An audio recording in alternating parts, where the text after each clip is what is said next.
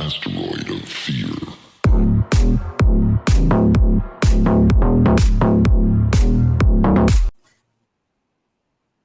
All right.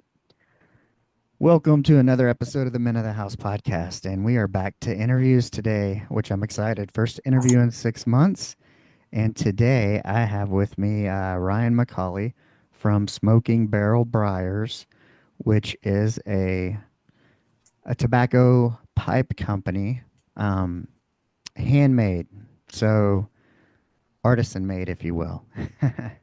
I didn't even know it was kind of a thing until I started following him and checking out his page. But Ryan, Bri- Ryan and I met on at the elevator show with Venison and Surfer Girl, and it was over this shirt, "Be Authentic, They'll Adjust," which is by a friend of mine, Just Be with Scotty G.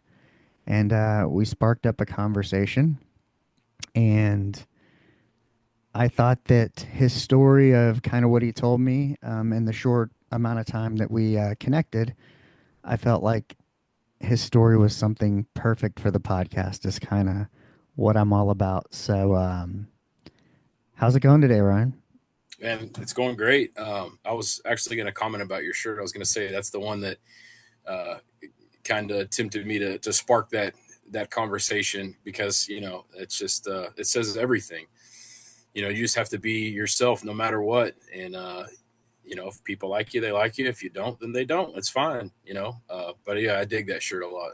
Yeah, it's for me. It's like my reminder um, to do that, to be myself, and especially because I go to a lot of shows alone, like, an hour and a half away.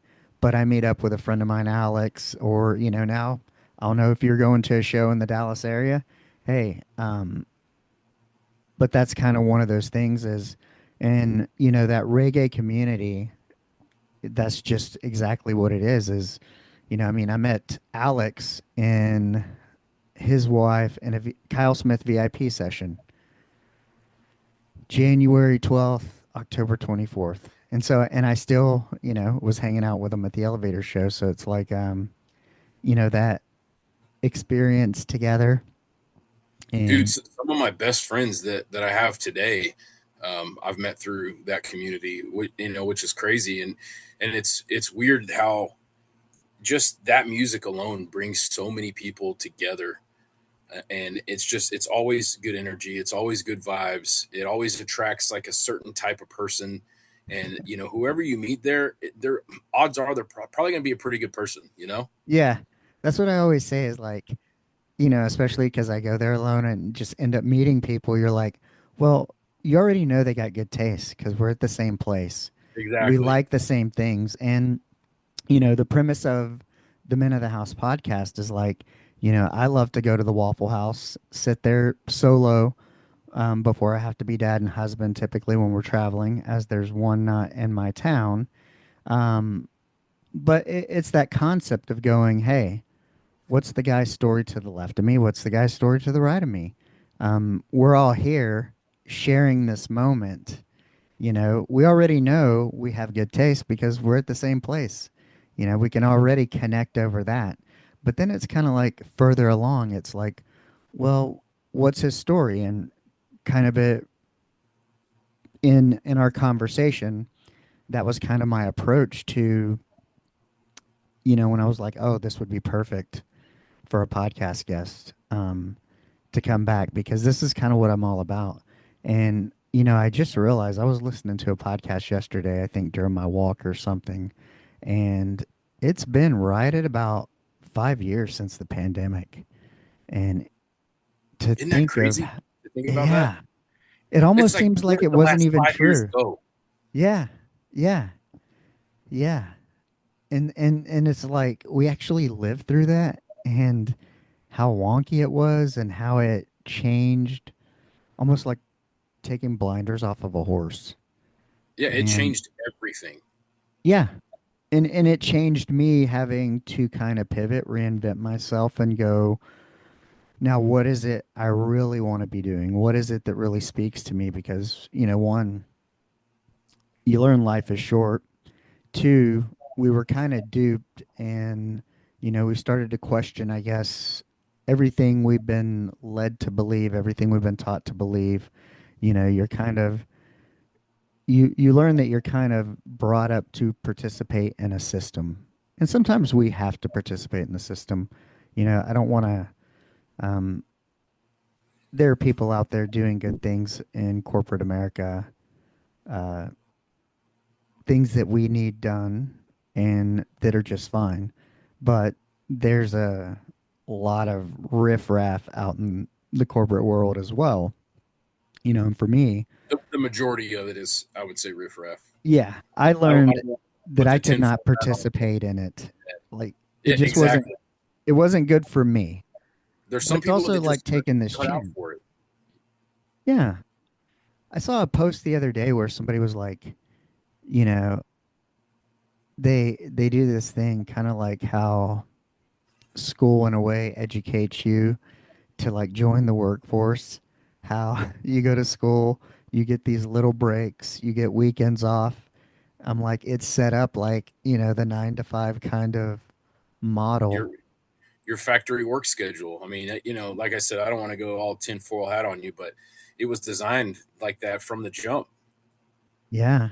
And then you have homework, which, is kind of synonymous when it comes to the world. Like, okay, yeah, you can punch in and do your 9 to 5. But if you want to get ahead, you're going to have to do some shit once you get home, and you're going to have to sacrifice your evening time that would normally be yours or family time. Um, Now you got to sacrifice that if you want to get ahead. For me, I took a lot of 1 a.m., 2 a.m. phone calls, all kinds of stuff. If a doctor calls in and they got 22 patients on the schedule, well, you better fucking get to rescheduling real quick. Yep. Not a lot of people are up at 3 in the morning to have your back on that one. And, it's just,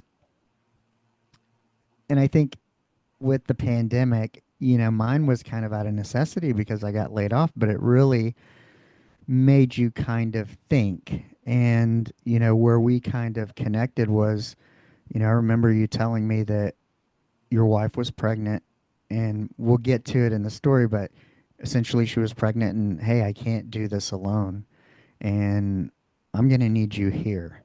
And for me, being laid off was, I had this idea that I would participate in corporate America, that I would sacrifice now so I could have the life I wanted later, kind of as a father speaking, like, oh, my daughter will go off to college and I'll be able to be whatever she needs me to be for her at that point in time.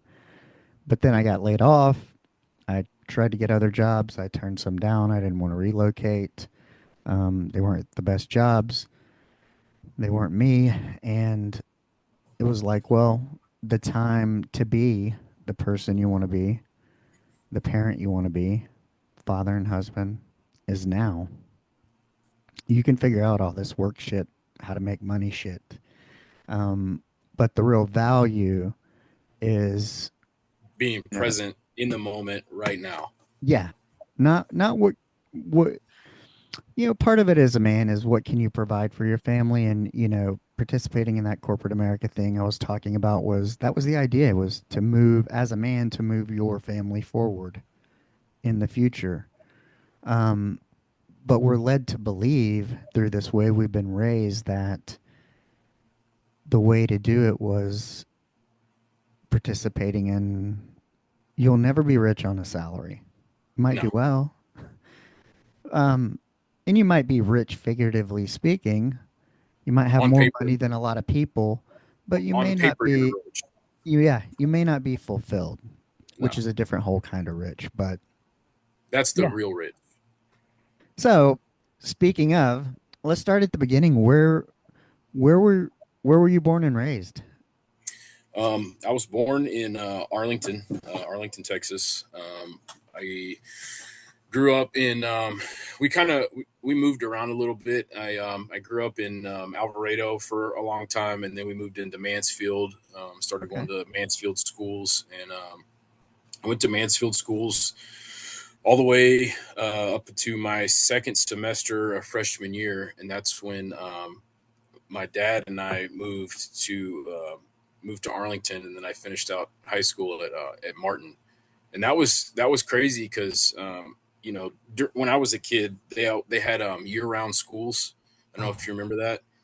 I Yeah, so graduated in 93, so there was no year round. I actually went the summer of my junior year, knocked out my senior year credits, and at the end of summer two, I took my transcripts and got my diploma and skipped my senior year. nice. Yeah, Well, but what it I'm was thankful I didn't have this year round school though. well, what it was really cool. I wish they would still have it, honestly. You just got shorter breaks during the year, like you Uh-huh. didn't take as much time for this holiday or that holiday, but you got a longer summer at the end of it. And there were only certain schools that were offering it. And so we always liked having longer summers because, like, we would do things as a family. And it was good for my parents, it was good for us. And so, it kind of bounced around. But I mean, all the friends I made growing up, it's like you leave all that to go to another town and you're basically starting all over in high school, which was it was hard, man. It was weird. Yeah, especially those years because man, you're kind of starting to figure out who you are, transitioning from kind of boyish to man in a way, and all the people that your set of friends that you've been figuring all this shit out with up till now, all of a sudden is like, hey, we're not going to be figuring out shit together regarding life together anymore, you Right. know? And now you got to go to a strange place and, unknown and meet new people and a very formative time. Yeah, it was. I mean, and right there, second semester of freshman year, that's when everything's happening. And I feel like when you grow up in a place and you know all these friends and you make all these friends, you know all these people, and you just go into something brand new that you don't know anybody there. You're in a new city. There's just so much stuff, and all these people have probably grown up together for the most part. And so I don't know, man. It was a weird thing to navigate. Yeah. And Arlington's, for those who don't know, part of the DFW area. I mean, it's all pretty big. Like compared to like I think I told you, I think the weekend before, 2 weekends before I'd been in Glen Rose doing the Mammoth March. So we went through I think Alvarado and uh those areas and they're not huge compared to Arlington, Like for those who don't know, I had a friend who used to live in Dallas and one time I asked him about Arlington. He goes, "Well, we call it Farlington." you know. But it's one of those Farlington. things. Yeah. Yeah. He's like, because it takes a bit to get there, but it's one of those things of, my wife and I lived in Austin for a good bit, and if one side of town doesn't have something, you go to the next. The whole Everything's DF, in Austin.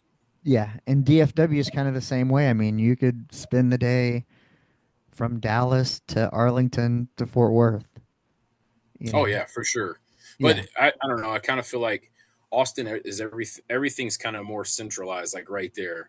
Whereas like you would have to travel from, let's say, Fort Worth all the way through Arlington, Grand Prairie, and then into Dallas. Like it's a huge area. People don't realize how big it is. It might take you yeah. an hour and a half to get from one side to the next. Oh man, so did you play any sports or anything like that when you got to high Um, school? yeah, I played baseball and football pretty much my whole life, and then I wrestled in high school. Oh, how was that? What? It was the craziest thing. Like it was the most physically demanding thing I've ever done. I have two brother-in-laws that both wrestled in high school, and I'm a huge MMA fan. And they always talk about wrestlers and their work ethic because the sport of wrestling itself, the practice, is just soul crushing. It is, dude. I mean, it's every day you're on the verge of like just collapsing and puking when you're training, and it's a whole nother thing, man. If it was funny because like growing up, I played football my whole life, and then when I got into high school and started wrestling, the football guys would come in the off season, and they think they're hot shit, and it's like, oh no, you have no idea, man. And so the rest of them would whoop up on them, and they couldn't wait to go back to football practice. Uh, so when outside of it being new, well, I guess with it being new, taking up wrestling, it sounds like, you were probably getting some real-time life lessons about that time. What was something that you kind of learned as you were getting out of high school, moving into like a career? And what did you choose? Did you go to college after high school? Did you join the military? Did you go right into a trade? What was that transition like? And, what'd you learn from going to a new school, taking up wrestling? Um, yeah, it was. I was still. I think because everything had been so shaken up there for a while, like I was still trying to navigate and figure things out. And I thought, well, maybe I'll go to school. And so I started taking classes at just a Tarrant County College. It's a junior Hmm. college for anybody that doesn't know. And I don't know. I felt like that atmosphere just wasn't for me. Like I don't, I never enjoyed going to school. I'm when things interest me, I get hyper focused and I dive just balls deep into everything that I'm interested in. But for the things that I'm not interested in, I'm not interested in. I don't care at all.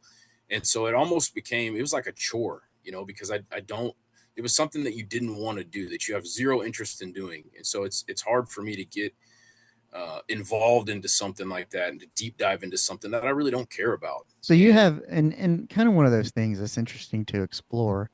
Um, so you feel very capable in things that you might choose to do that, I know if I do this, if I really like this, I'm pretty sure I can do it if I devote and hone in. Um, but I'm kind of the same way in that if there's no interest, then it's like it doesn't matter whether I could do it, be good at it or not, because I really yep, don't care. exactly. Like You you know? don't want to waste that time and that energy pursuing something that you really don't care about. Now, what did your dad do when you grew up? Did he do blue collar work with his hands? Was he white collar guy? What did he do? So my dad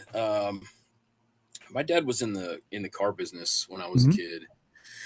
Uh, he worked at a couple different lots, and then there was one place that he bought. He owned a car dealership right off Old Mansfield Highway, like Mansfield, Kennedale area, and it's funny, random thing here.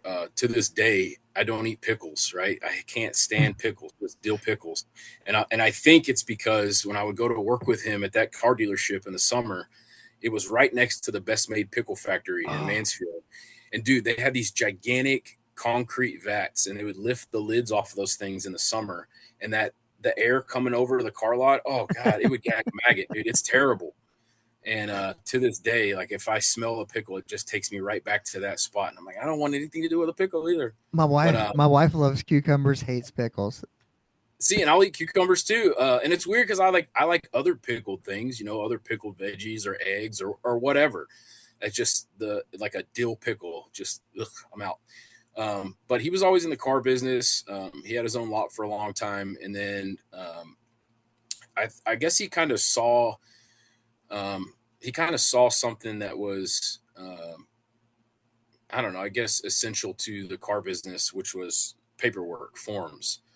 And so he started a printing business where he would print all the forms that you sign when you go buy a car, Hmm. and then that eventually led into he teamed up with this guy that was developing software for because that back then that was when everything was moving from all paper to computers. Right. And so this guy wrote this software to where you could scan all these documents in, it would keep track of everything on a file, so you didn't have to have miles of file cabinets in his office, and you could keep track of it digitally. So he was doing the paperwork and he was selling the software to these car dealerships to do all that. And then that eventually led into I guess he just kind of experimented, but it was always around the car business somehow. He started doing signs, Uh-huh. like you would see at a car lot. He started doing like streamers and selling banners and flags, and so it kind of went from the paperwork and the software into more like advertising. Um, and that's just what he always did. And then I guess skipping forward like years out of high school and stuff, like I had done all kinds of stuff. I mean, I worked at a car wash was like my first job. Well, my first job was detailing cars for this guy Pops Auto. He had like a buy here pay here lot off a division, and it's just cash saved up on my Yeah. first car, the whole thing. And then I worked for like a car wash, and it's still like trying to figure things out. And then eventually, um, he was like, "Hey, so I built this up. Like, do you want to take this over?" And but I had a whole lot of ideas like how to change things to kind of keep up with the times. He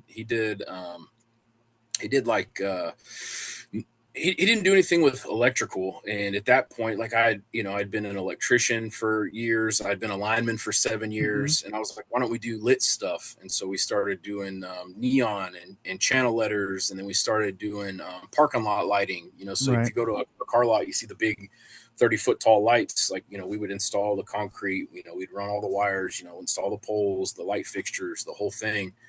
And so I kind of took that over for a long time. And when he started slowing down a lot, and it just got to the point, man, where I was just burned out with it. It was decent money, but I was getting burned out dealing with these people. And I don't know. I think it might have been like the sales aspect. When you walk into somewhere that you don't know anybody, and you're trying to sell them on this idea, or they call you and they just want a nickel and dime. Hey, Yeah. can we just fix this little thing or fix that little thing? And you have to talk them into, hey, instead of fixing this little thing or this little thing, and then I'm back here in another week or two to fix another little thing, why don't we just fix everything while I'm here? Just get it all out of the way, and then you won't have to call me for another 8, 10 years. Right. And it's going to be a huge investment, but in the long run, it's going to save you money. And it just, the sales thing, man, is just pitching somebody an idea. That was another thing. I wasn't really interested in. Well, it's funny, like, so as you're telling this story, what I think about what's what kind of strikes me and stands out is your dad kind of always having this entrepreneurial spirit, and then you having moved into this entrepreneurial role that we'll get into. And so you always had that kind of example. And regardless of, like you said, it was good money, but one, you just weren't passionate there, but you learn probably some super valuable lessons Oh, that yeah. have Uh, transferred into this current journey that you're on. But yeah, 100%. where, so what did you do? Did you guys sell that business? Because you ended up, you know, working, was it Verizon or T-Mobile running line? No, so I How did think how like did you transition out of this entrepreneurial thing to where you were before you started your current so kind thing? of like to touch back on what we were talking about with the corporate world and the whole Uh-huh. thing. I did commercial real estate development for a while. Hmm. They call them dirt daubers in the industry, and you would find huge lots of land for sale. Um, you would work a deal with the people that had them for sale. We would develop them, so we would run like tap into the city sewer, run underground electrical, develop pad sites, and then you sell it to a developer, like a home builder, basically. Yeah. And that's a very corporate world gig. I mean, I was taking clients out golfing every weekend, going to fancy dinners, stuff like that. And it felt cheap to me, because it felt like they know that I'm just here to schmooze them to get the deal. But they're just gonna kind of, I don't know. Very They're aloof. not gonna, huh? Very aloof. Yeah, they know what I'm here for. I know what they're here for. It's just kind of Why playing do a we got to role. do all this? Yeah, it felt so inauthentic. I mean, and I did have fun doing it. I mean, who doesn't have fun going out on a golf course, with a bunch of guys every Hey, weekend? it's a little bit like a strip club. It is. Yeah, It can be fun, but at some point it's like, you know what you're there for. right. Or like I've gone with my wife.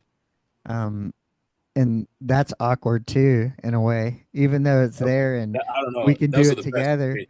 But it's one of Yeah. those things of it's like, yeah, it's like, hey, you know what you're here for? Here are the boundaries. Like, let's just negotiate this thing and get it out of the way, or kind of whatever it is. Yeah, I don't know why I thought of that, but So been that watching a was lot of my like movies on strippers lately, I think, or hell yeah. like documentaries where oh, I think it was I was watching the Gone Girls um documentary that just popped out on Netflix, and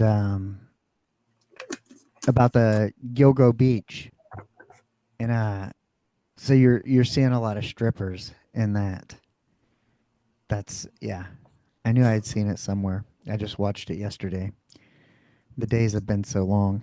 Right. It's all coming together. Yeah, so yeah, so you said you just didn't really like it. It was inauthentic. Now one of the other things that jumps out at me is like, hey, you got to spend weekends. This is pre-parent, so it's probably not a big deal. I mean, my wife and I, before we had our 11-year-old, we both worked nights for 6, 7 years and weekends and all kinds of weird ass schedules. Um, but that was kind of as parents. But I think kind of those opportunities teach you about boundaries of what am I willing to do? Am I willing to go out on a weekend and take these people golfing, then to the country club for dinner? You know, even though it can be fun and the company's going to pay for it, still your time and energy are worth something. Yeah, you're not on the clock. You're not making, you're not making money. You're not getting paid to be there. I mean, I guess technically in a roundabout way you are, but yeah, dude, it sucked. And then from there I I don't even remember. I had a buddy of mine that I worked out with, Nick, and he worked for this company and Encore. Back in the day, it was TXU. It Yeah. was electric and gas. Hmm. And he's like, "Hey, dude, why don't you come to work over here?" He's like, it's a real chill job. You're out on your own all day, every day." And so I went into that, and I kind of started off the bottom and worked my way up. You start off as like a meter reader. So back then, before they had the RF meters, you used to have to go to houses and read the dials on the meter to I know live what to on charge I live on for the 12 electricity. acres. They still come out here and read them. Yeah. And so I did that, and then just kind of worked my way up the ladder, and eventually got to a spot. We were doing call outs. I was an FSR senior, so we were doing call outs for like down lines and transformers and service drops, and it was a lineman for 7 years.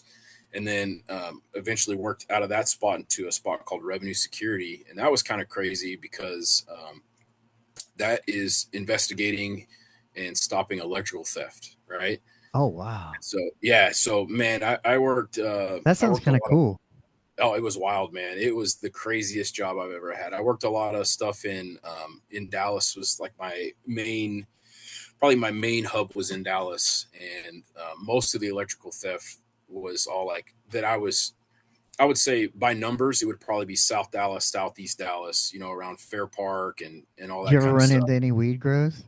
Oh, dude. So it got to the point where I would be doing these jobs and like the cops would be out there. And so I started talking with the cops and they were like, "Hey, so we looked into the laws here, and electrical theft is a state jail felony. So if they were doing investigations for like a grow op or like a crack house, or they Hmm. were going to do a big sting or something, they would want to know if the place had an active electrical account or not. Because if they didn't and they had lights on, that would give them a reason to be on property because they were committing a state Yeah. jail felony. And man, that led to some crazy stuff. They would call me and I would just run accounts for them. Sitting in the truck, I had my computer in there and I would run accounts and be like, "No, it's not on." And they would be like, "All right, cool." And then I met some guys, and they were all, they were pretty decent dudes, and they started calling me. They were like, "Hey, do you want to come on these raids with us?" And I was like, "Do what?" And he's like, "Yeah, man." It's like, "Do you want to come on these raids?" And I was like, "Well, I really don't have a reason to be there other than the electrical theft." And he's like, "Well, if we bust them and they're stealing electricity, that gives you a reason to be there because you can cut the lines down, you can remove what you need to remove. And so they would call me and they would let me know, hey, we're going to go do, they called it an initiative. We're going to do an initiative on this house. Meet us over here. And so that would, I mean, it made both of us look good, I guess. Like they busted who they wanted to bust. And then I got my job done as, preventing the electrical theft from happening again. So, man, but I saw some crazy stuff. I was introduced to all kinds of stuff that I had never even seen in my life. I mean, dude, I have thousands of stories. Like there were people strung out on PCP riding bicycles butt naked through Dallas. And I've What? seen fights and crack rocks and dog attacks. Like, dude, the stuff that I was exposed to in that job was absolutely insane. You could make a TV show out of the stuff that I've seen. It I was the believe it. wildest. We've been shot at. I mean, dude, I'm telling everything. It was the wildest job. And I think it was after that when I started having the talks with my dad when he was like, hey, he's kind of starting to get a little older. He's kind of slow down. And, do you want to come into this business? And I said, well, I'll come into this business if we can kind of update things and get things going like on a modern trajectory. Let's do things that where it's moving towards. This is a lot of stuff that he's been around for the last 30, 40 years. Let's try to move into the newer age of things. And so that's when I started doing that. And then when I went into telecom, I was out hunting with some buddies down in Central Texas, like San Saba, Llano Hmm. area, if you know where that's at. Oh yeah. And one of my old friends, um, his family had always been in the telecom industry for as long as I can remember, and it's his uncle that got him involved, and so he has four uncles, and they own this gigantic ranch down in San Saba, and I mean, they got all the money there was left, and he was like, hey man, like I've known you for a long time. I so that's another story we can get into later if you want. I met him through the dog, so I'm still a judge for the ABKC, a confirmation judge. I Uh-huh. judge dog shows. I used to breed and show dogs. I had 5 generations of grand champions, but I met this guy through the dogs, and we had just always been friends that way. But he knew what I did, like in my personal life, like outside of dogs. And we were sitting on the ranch one night. We had shot a pig that morning, and so I had the pig on the smoker. We were just drinking some whiskey, talking shit by the campfire, and he just starts to kind of open up about this. Man, I've had really bad luck with these guys, yada yada yada, and I would love to find somebody who I can trust, who's solid, who knows how to get things done, and so I just thought like he was complaining about his job, just kind of venting, getting stuff off his chest, and so I didn't pay any mind to it. It's just like, hey, let him get it out. And then Yeah. like a week later, he calls me. He goes, hey, so did you think about that? And I was like, think about what? He's like, dude, I'm trying to offer you a fucking job. And I was like, oh, are you serious? Like, I just thought you were trying to get it off your chest. And he's like, no, man. He's like, so do you want to do it? And I was like, well, I've never worked in that industry before. I really don't know much about it. I was like, I can do some homework. And he's like, I think you'd be great for the spot. And so then I came on as a construction manager for a telecom company, and we did all of the construction in the Gulf for T-Mobile between Louisiana and Florida, Uh-huh. and then we did a lot of 5G projects for AT&T in Alabama, and then we did a lot of C-band projects. So it's like testing what's eventually going to replace 5G. It's called C-band. A lot of testing trials in Alabama for Verizon. And man, you want to talk about just a beatdown. That it was so fast paced. I mean, your emails start dinging in at 6 a.m. You're just 100 miles an hour from the second you wake up to you go to sleep. And then, like, I eventually filled a project manager spot. And so, now you're over everything else, Oh and you yeah. have these construction managers underneath you, and then you have all these crews that are underneath them, and it's just it And was it everybody was wants to know, when is this going to be done? What's yep. the status on this? I worked on What's a the status project on this? management team at the hospital. Yeah, how much is this going to cost us? What's the status? Where are the materials? These guys haven't attendance issues, and all kinds of stuff. And so your day is just spent putting out fires, literally from the time you wake up till you go to sleep. And God forbid a site goes down, you're the first person they call. It doesn't matter if it's 2 o'clock, 3 o'clock in the morning. You're the Oh first yeah. person they call because you're the one that pulls the strings. And man, it was getting to be just too much. And the money was great, but you don't have time to spend it because you're always at work. I remember we went out to we went to Tahoe. I have some friends that live in Tahoe, and we went out to Tahoe a few summers ago for Lake Tahoe Reggae Fest, Uh-huh. and it was, dude, it was awesome. I mean, there was revolution, iration, stupid, stick. I mean, it was crazy, dude. It was amazing. But I remember, like, I had put in my PTO, but I still had to take my computer because I still had to be on my team's meetings. I Right. still had to respond to my emails. I still had to take those phone calls. And so even though I'm on vacation and I'm with the people that I love the most in this world and I'm doing the thing that I love to do, like, I'm still at work. And it just sucked, man. It was so demanding, and I get, like, work should be demanding. Work is demanding. It's work. Yeah. But this was a whole nother level. And like, I'd done that for a while, and dude, my stress levels were like at an all-time high. I knew I was taking it home. I had a really short fuse all the time. I was just so aggravated and so angry, and I don't feel like that's me. And that's just what I was becoming. And we had this incident one time, and I told my wife. She was at work, I was at home, and I started, like, having chest pains, and I could feel it all the way through to my back. And my dad, knowing, like, I don't know how much genetics plays into it, your family history, that kind of stuff. But my dad had a few heart attacks. He had a few stents put in. Oh yeah, it He was definitely plays diabetic, into it. and so and he was never like a big guy. I was always taller and just beefier than he was. He was never like a real big guy. He just didn't take great care of himself. He loved his sweets. He loved his burgers. And so I was like, everything kind of plays through your head right there in that moment. And it's like, is this happening? Is this the things that my dad was going through? And so I called her and I was like, hey, so I don't think something is right. Like, I don't. I googled the symptoms, and I didn't have like the arm pain. I didn't have the jaw pain, but I felt like a deep hurt, just a burn in my chest, and it went all the way through to my back. I took some Tums, thinking it might have been heartburn, and it Yeah. wasn't getting any better. And she was like, "No, like, I don't care what's going on. You need to get up here right now." And she's a trauma nurse at JPS in Fort Worth, and so I went up there. They hooked me up to all these machines. They're taking all these images, all this other stuff. My blood pressure was like 198 over something. And right around that time, that's when we found out that she was pregnant. And we sat down and had a long talk, and kind of like what you brought up. She was like, this isn't just us anymore. We have another Yeah. life in the situation that we need to worry about. And I'm not going to do this alone.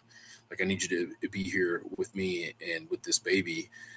And it's weird, like, how big of an effect that had on me, like what she was talking about, because she was right. Like, I didn't just have to worry about me. I didn't have to worry about her. Like, now we're bringing another life into this world. Did it ever And cross your mind for you to be like, because kind of one of the things that happened when our daughter was born, my wife and I both worked. I worked at a trauma center at the time, and I was working 312s, and my wife was working 312s, and anything over was OT. But the thing was, is I didn't want her to have to work, and so we did PRN, and it worked out better for insurance and stuff. But they always had enough shifts that she could work. One of us could pick up an extra shift a week, um, since we worked opposites on our threes. But did it? Was there ever a piece of the discussion of going, kind of you as the man going, look, I work enough. Why don't you stay home and just let me worry about it, versus your wife kind of your wife and your health putting you in this position to really sit down and question and make a deliberate decision to slow down, to throttle Um, back? well, so she loves it. She worked at Parkland for It's I addictive. think yeah, I think 8 or 9 years. It's a She loves it. personality thing. It is. It's a personality thing, and she's got her own life stories. To what Oh led yeah. her into nursing and why she's so passionate about it. And that was something that I never wanted to take from her because I know how much she loves it. Right. And so we never really had that discussion. And then when we got together, she was working at Parkland in Dallas, and that was such a long drive. And she stayed on PRN so that she could always have that spot in case Yeah. something JPS didn't work out. But it was such a long drive. I mean, it was a beating, and so she eventually moved to JPS. But we never really had that talk because I know how passionate about it she is, and that she would never want to leave that because she loves it so much. And You I've would never never been, ask her to because yeah, you love I her. would never, I would never want to take something that she loves from her. To just be like, oh, hey, well, you stay at home barefoot and pregnant and worry about my dinner. It's like she's not that type of woman either. Hey, She well, she's a real strong woman too. So she probably would have gave me some shit right back. for listeners in other places, although we are from Texas, that's not what we think women are. Stay No, at no, no, home no, no. and be That's not what we pregnant. think women are, Yeah. especially this one. She's strong. She's independent. She's a badass. I couldn't do Oh this yeah. life. Well, if you're gonna work at Parkland, because I worked in kind of the equivalent in Austin, it's you you got to be able to stand up for yourself, male or female. You got to be able to do the job, and you got to be able to stand up for yourself. Period. Because you will get eaten alive if you can't do either. You know. Dude, that right there reminds me of this story. So when we first started dating, I went up to Parkland to bring her lunch, and I go upstairs into the trauma wing, and she's introducing me to all these people that she works with, and blah blah blah. And I mean, like, you've met me in person. Like, I'm not a little dude, Right. and I'm standing there, and like I'm handing out lunch, and meeting all these people, and they have this patient there, and this guy, dude, I'm not kidding, I'm not exaggerating. And all this guy's like 6'6", big big jack black dude, right? He's like 6'6". I mean, he's built like a refrigerator, right? He just looks like he just walked off an NFL line, and he throws this door open, and I'm in the center, where I don't know what it's called, where all the nurses are, where all the computers are, and then Yeah. all the Nurse's rooms are all station. around the nurses station. I'm in the nurses station, and this dude throws this door open, right? And like, he's so big, he has to move it, like duck his head to get through the doorway. He's huge. Throws this door open, and he just starts yelling, "Hey, motherfucker, this and that, blah blah blah. I need this, I need that." And right then, it was like my wife went into nurse mode, I guess. I don't know what it is, but Yeah. she just turned around and she just yelled at him, "Hey, we don't fucking do that here." She just starts cussing at him, runs right up to him, is putting her finger in his chest, and this and that. And in that moment, I'm like, fuck, dude, like, I'm gonna probably get my ass beat here. This guy is a giant. I was like, but I have to defend this woman. I was like, I have to do something here. And so I was like, fuck it, I'm gonna take the whooping. And right then, like, it just dawned. I was like, who is this woman that's been sleeping in my bed that's just yelling at this guy that's built like a linebacker? Who is this woman? And right then I was like, oh no, like, this is a different breed. She's a whole different type of human. And then got him to calm down, lay back down in his bed, got him his Shasta that he was yelling about. He wanted a Shasta, right? Got him his um, Shasta. He's good to go. Comes back to me, sits down and has lunch like nothing even happened. And I'm like, who the fuck is this woman right now? Like, I don't know this side of you. You've never showed me this side. yeah. But yeah, dude, like you were saying, it's a different animal. I love it. That I got like chills. It gives me kind of flashbacks. It makes me think of those times, and but also just the people I worked with in the ER. Some of the best human beings I've ever met in my life. Uh, a few of the worst. You got those at every job. I don't care who you are. Oh yeah, for Um, sure. but you know, some very unassuming people that if if you made a wrong move and it's your last, you're knocking at the door and the Grim Reaper's standing behind you. These are the people you want taking care of you. And Absolutely. you know, I was in the old building before they built the new medical school, the Seton Dell Medical School, or SMUT they call it, Seton Medical University of Texas. And but we were in the old county building, and it wasn't the nicest, but it was the level one trauma. It was where all the BAMC and SAMC doctors came from the Air Force and Army bases in San Antonio and to do all their trauma training. And then the people from Killeen and Darnell would come down and do all their trauma rotations. So it was a lot of fun, and I definitely missed some of that. And it taught me a lot about kind of going into my next role. And I could see where I had like some incidents as a manager, or just kind of having worked in the ER and seen and been in these situations, being exposed to it. I kind of knew what to do, even though I was in a different role. And it definitely helps with the freak out factor when you have somebody who's been exposed to those environments. And especially, I guess, you guys being married and traveling, doing any of those things, you're kind of like, she's probably super aware. I know one of the differences, my wife worked on a medical surgical floor, but her level of awareness is different than mine because working in a level one trauma center, you just have to have your head on a swivel because if you got desk beds and you got patients like that, um, you, I mean, yes, we have APD there and you have security there, but if you're standing in the wrong corner of the room and a patient gets Shit goes between you and down. the doorway and the opening, it doesn't take much. And there's Yep. a lot of sharp, dangerous things in these small enclosed areas, and so you always kind of have to be aware. And I think of that.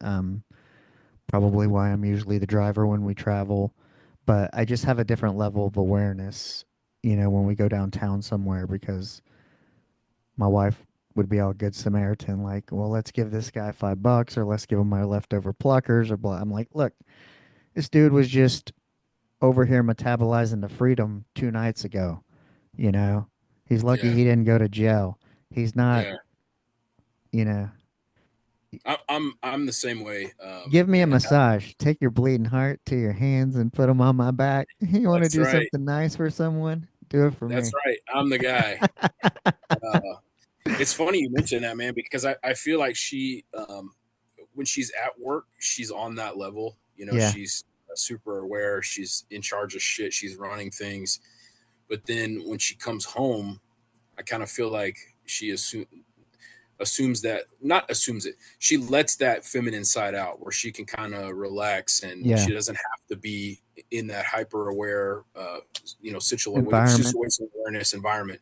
She doesn't have to be there because like I'm there, and I'll take care of that. And so even when we're out in public, like I'm the one that's always on guard. My Yeah. head's on swivel. I'm always looking around, figuring out what's going on, where it's happening. But that's why I don't think she feels the need to do that when we're together. Well, and you have, like you said, you're a big guy, and then, just some of your experience of whether it's the wrestling, the going to a new school in high school, all those things as a man, as a provider, as a husband, are qualities that women look for. Is, if she knows you and knows, hey, look, he's managed to get all the way up to here from here and navigate all that, I feel comfortable, and I And can relax, and that kind of says a lot. yeah, it does. And it's I hate to like assume roles in a relationship or anything, but it's kind of like the more traditional thing is, the man of the house is going to be the protector. If Yeah. shit goes south, he's going to be able to handle his own, and you guys are going to be okay. Yeah. Oh man, I talked about that in this one episode. I can't remember if it was a solo episode, but there was something. I don't know if I, man, I've been injured a lot the last 6 months, and but I think part of it was kind of with strength training, this and that, the other, about this kind of reality check of going, men, if you're out there, like, if your house caught on fire, can you lift up your wife, people, members in your household? Like, I live in a multi generational household. I live with my mom. I have my cousin, um, my daughter. What if one of those needed assistance? I was a live-in caregiver for a 97-year-old veteran who could not stand, get out of the bed, anything on his own. So it had to have been an episode, and I was injured with a hurt back, and I was like, you know, can you do that for the people you care about if you're put into that situation? You know, I'm 5'5". I'm a little guy. You're a big guy, so there's a sense of security that your wife and those that love you would feel with that. Now, my wife is probably 5 foot, so maybe at 5'5", she feels a sense of Yeah, I security. was gonna say, yeah, It's it's all, yeah, relative, it's all yeah. relative. But I do think about that in terms of just throwing it out there. If you're a young man, if you're an older man, you know, about what it means to not just aesthetic, so you can take your shirt off at the beach in the summer, but so you're a fit person and you can do what you need to do. Such should something happen, you know? Or I mean, you might be driving and witness an accident. I mean, I remember driving home one morning and I saw a guy on a bike get hit, but we were so close to the hospital. There were so many medical people there. Like, boom. And the truck that just dropped off somebody when I was leaving work was picking this dude up. So I was like, holy cow. But I pulled over. It was all taken care of. I made sure to park on the other side of the accident so I could leave once APD got there. Right? But you know, it is kind of one of those things that you really kind of never know what you're going to be called to do, I think, as a man, and as being aware out in the world, you could need to assist somebody. It's never you until it's you. It never happens to you until it's fucking happening to you. Dude, it's so funny that that you mentioned that. We travel pretty often. We go to shows. We go hmm to these reggae fests and concerts and stuff like that. And at every single one that we've left the state to go to, somebody always collapses. Whether it's fainting from like heat exhaustion or the dehydrated or Yeah. drugs or whatever it is, someone always passes out. And it's weird that it happens because we're always standing right there when it happens. And I just tap my wife. I'm like, "Hey, you're up." Because that's her world, and so she just boom snaps out of it, goes right into action. Make sure everything's good until EMS and everybody else shows up, and then we go back to having our good time. But Yeah. it's like that every time. So that's her call to duty. And then when you're talking about being a man, you don't ever know when things are going to happen. One day I'm on the way home. And there's this long stretch of just 2-lane highway on each side, and there's this huge grass median, and I see this accident that just happened up in front of me. And it's this guy in a 1-ton truck. He's towing a trailer full of cattle, Oh, crosses over, flips, like throws a few cows out. There's a calf that's running loose. I say calf. It's a big calf. It's damn near full grown, and it's running loose. And this guy is out there by himself. He's probably in his 60s, 70s. He's out there by himself trying to rope this cow. And I was like, I have to do something. Like, it's that yeah. call to action. I was like, I have to help this guy. And so I park on the shoulder. I get out and like I run him down, and we just tackle this cow, rope it up, till he can get the trailer back up. And but it's times like that you don't ever know when you're going to be called to action. It's like as a man, you have to feel like at any given point, right? If anything Yeah. happens, anything pops off, you got to be able to handle your shit. Yeah. I think about that, especially we have all girls. When we go out, it's my wife, three girls, when it's all of us together, and me. Yeah, dude, you're Um, you're that umbrella. yeah. And so, I mean, the older two, I'm friends with their step to me, but I've known them since they were 2 and 3, and I'm friends with the ex-husband. He and I are tight, but he's a bigger guy. He's probably a 6'2", 6'3" Puerto Rican guy, huge. And so if I can't handle it, then he can handle it. But it's kind of one of those things of going like, hey, like I'm 5'5". My dad was a little person. you know, 5'5", 5'6", 5'7". But it was kind of one of those like, hey, you're gonna have to be mean. You're gonna have to be tough. If you're gonna be, you're probably not gonna be very big. Although I do have a few cousins who are like 6'6", but I didn't get those genes, Okay, unfortunately. it's in there somewhere. They just skipped you. Yeah, maybe my daughter, my 11-year-old is close to. She's 11, and I was 90 pounds and 4'11" as a freshman. She's already like 4'8" and 60 something pounds. So I'm like, That gene, she might have got that gene. yeah, I'm kind of Yeah. hoping.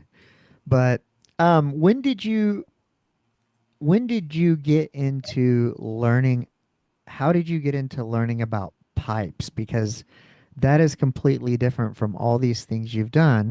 But all these things you've done, I feel like gave you entrepreneurial lessons, lessons in boundaries, lessons in, managing stress, both as a family, as a family, as trying to be a father, trying to be a husband. Um, as you've sat here and told me all these things you've gone through, you look like you've had some good proving ground to where you are now that's allowed you to, you know, as an entrepreneur, you're always going to have challenges and you're still always going to be putting out fires, but you're doing it for yourself and there's a different level of passion. And, that's kind of, I think, abundantly clear with you. But how did you get into pipe making? So it starts. I think I always had this strange fascination with it. It starts back when I was just a kid. We would go spend time with my grandma. She lived right there in Arlington, off of Fielder and 30. If you know where that's Uh-huh. at, like that area. And her house backed up right to this church that's off the freeway. And her neighbor George, we used to call him Mr. George. Mr. George always smoked a pipe, and when we would be outside playing, my grandma always had like a garden, so she'd be like, "Hey," we always loved when she did like fried zucchini or fried Yeah. squash, and so she would be like, "All right, you guys go pick some squash, go pick some zucchini," or she Fried would green make us a tomatoes. deal. Yeah, all that kind of stuff. She would make us a deal. She had three giant pecan trees in the backyard. I mean, Ooh. me and you together couldn't hold the base of them, and they were huge. And she would make us a deal if we went out and harvested all the pecans that she would make us a pecan pie. And so Yeah. we were always outside doing stuff. She had this big backyard that we loved to play in, but I could always tell when George was outside because I could always smell it coming over the fence. Yeah. And it always smelled so good, and so I think that's when like the fascination around it kind of began. And fast forward to I'm 18, and I was like, I want to try to smoke a pipe, right when you can Yeah. legally do it. I was like, I want to smoke a pipe, and so I went to the Parks Mall. There was a shop called Tobacco Lane there. It's funny, I still have the first one that I ever bought out here in the shop hanging up. Um, I went there. It was like an Italian basket pipe, which is just a cheap, unstamped second from an Italian factory. Second just means like it probably has some kind of flaws in it or whatever, and so they sell them cheap because they're still smokable, but it's just not top grade product. I bought that, and then something that smelled sweet, that I thought was going to be good.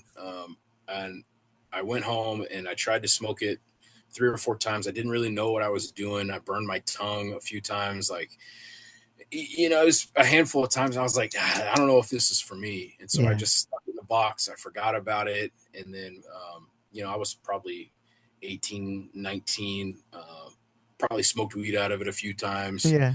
and then left it alone. And I guess it was probably, let's see, what's 2025, maybe 6 or 7, probably 7 years ago. I was cleaning out some stuff and I ran across it again, and I was like, I'm gonna give this another shot. I want to try this out. And so I started looking into YouTube videos with like pipe restorations because this thing had been sitting for so long. The stem was oxidized, like it was just full of gunk from probably the low grade reefer I was smoking when I was Well, and 18. even YouTube, like if you think about how what's come along, like all of a sudden, you're 18, 17, 18, and unless like, okay, maybe you smoke weed, but smoking a pipe is different than smoking weed, 100%. and like smoking a cigar and stuff, you don't know how to do it. But now all of a sudden, fast forward, you got YouTube University. So Yeah. you Google pipe restoration. That's kind of your auto thought. Because I'm interested to see like that's how your brain works. You're like, oh, I'm gonna try this Well, it's again, but instead of going like, out what and do I need buying a new one, I'm gonna Google or YouTube how to mess with fix this this one. one that Yeah, I have? And that's my thing too. Is like my wife will also tell you like I'm Mr. Fix It. I think that's how my brain works. Anytime I get a new something, I pull it all apart to know what goes where and how this functions. And that's just how my brain works. Because if something, it's inevitably everything's going to fail one of these days. And when it does, I want to know how to be able to fix it. So I started Googling like pipe restoration videos, and I ran across this guy's channel, Bear Pipe. I don't know if he still does it, Bare. And I was like, oh man, this is crazy. Like, this is so much information on this thing. He has like hundreds of videos on this one really small niche subject. And this is how this guy makes a living is people send him their high end stuff and he right. restores them, films it, and puts it out there for anybody to learn. And I was like, man, this is so cool. And so I watched a few of his videos.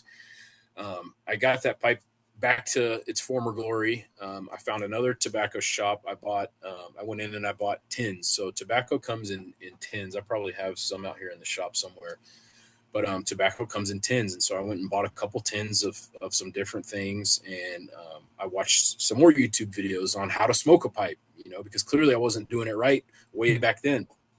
And it took me, I don't know, 10, 12 tries at it before it finally clicked. And I was like, this is it.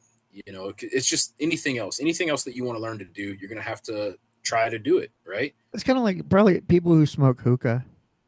You Yeah. know. You can't just walk into it and think you know everything and just that it's going to work right off the Well, bat. and if you want to, I think what I was thinking is, like when you said I finally got it. So there was a point in time where I worked at I used to manage a smoke shop called The Hippie, and they used to sell stripper wear, but smokables and tattoo equipment, this and that, the other. Like the gas pipe. Um, yeah, and Yeah. we would, you know, and this has been years, but some people would use the hemp wick and stuff like that because they don't want certain things. You have people who are connoisseurs of this, and they don't want lighter fluid flavor on their joint, this or that, the other. But when you said I got it, do you remember the exact like first time you got the hit the way it was intended to be tasted and you're like, "Oh, this is what it's supposed to be. This is what I've been missing out on this whole time. This is correct. Now I know what to do and now I know what to look for and this is going to open up how I when I go to select a tobacco to put in it, how I select it is now totally different because now I actually know how to smoke it." Yeah. And it's weird, man. It's a timing thing, honestly. Like it's a cadence thing. So, Really? yeah, when you're smoking a pipe, you want to keep it just at the verge of burning out, right? Because if you can burn it at the lowest temperature possible, Uh-huh. you're going to get all those subtle nuanced flavors from from the tobacco. So there's a bunch of different varieties of tobacco. There's stuff that's aromatic, and there's different types of tobacco on that, but it usually has like a casing or a topping. So that's the stuff that's going to smell good to everybody else, right? Right. Is your aromatic stuff. There's English blends, which they have a leaf When called you're Latitude. solving crimes, the fucking Sherlock Holmes, That's that's the it, one you dude. do. But yeah, there's all kinds of different things. Virginia's, Virginia Periques. There's Burley's, Dark Fireds, Cavendish blends, aromatics, English blends. There's all kinds of different stuff. But it all comes down to cadence. So if you can keep it just at that point before it goes out, most people think that you're just supposed to blow like big puffs of smoke out and it's supposed to go all the time. Well, the problem with that is the tobacco burns so hot, and if it does have a topping, that's going to turn to steam. That steam's going Uh-huh. to burn the shit out of your tongue, right? So if you can keep it burning super low for a long time, you're going to get the most out of that bowl as far as Huh. performance and flavor and everything else. And so Hold on, you're frozen for 1 second.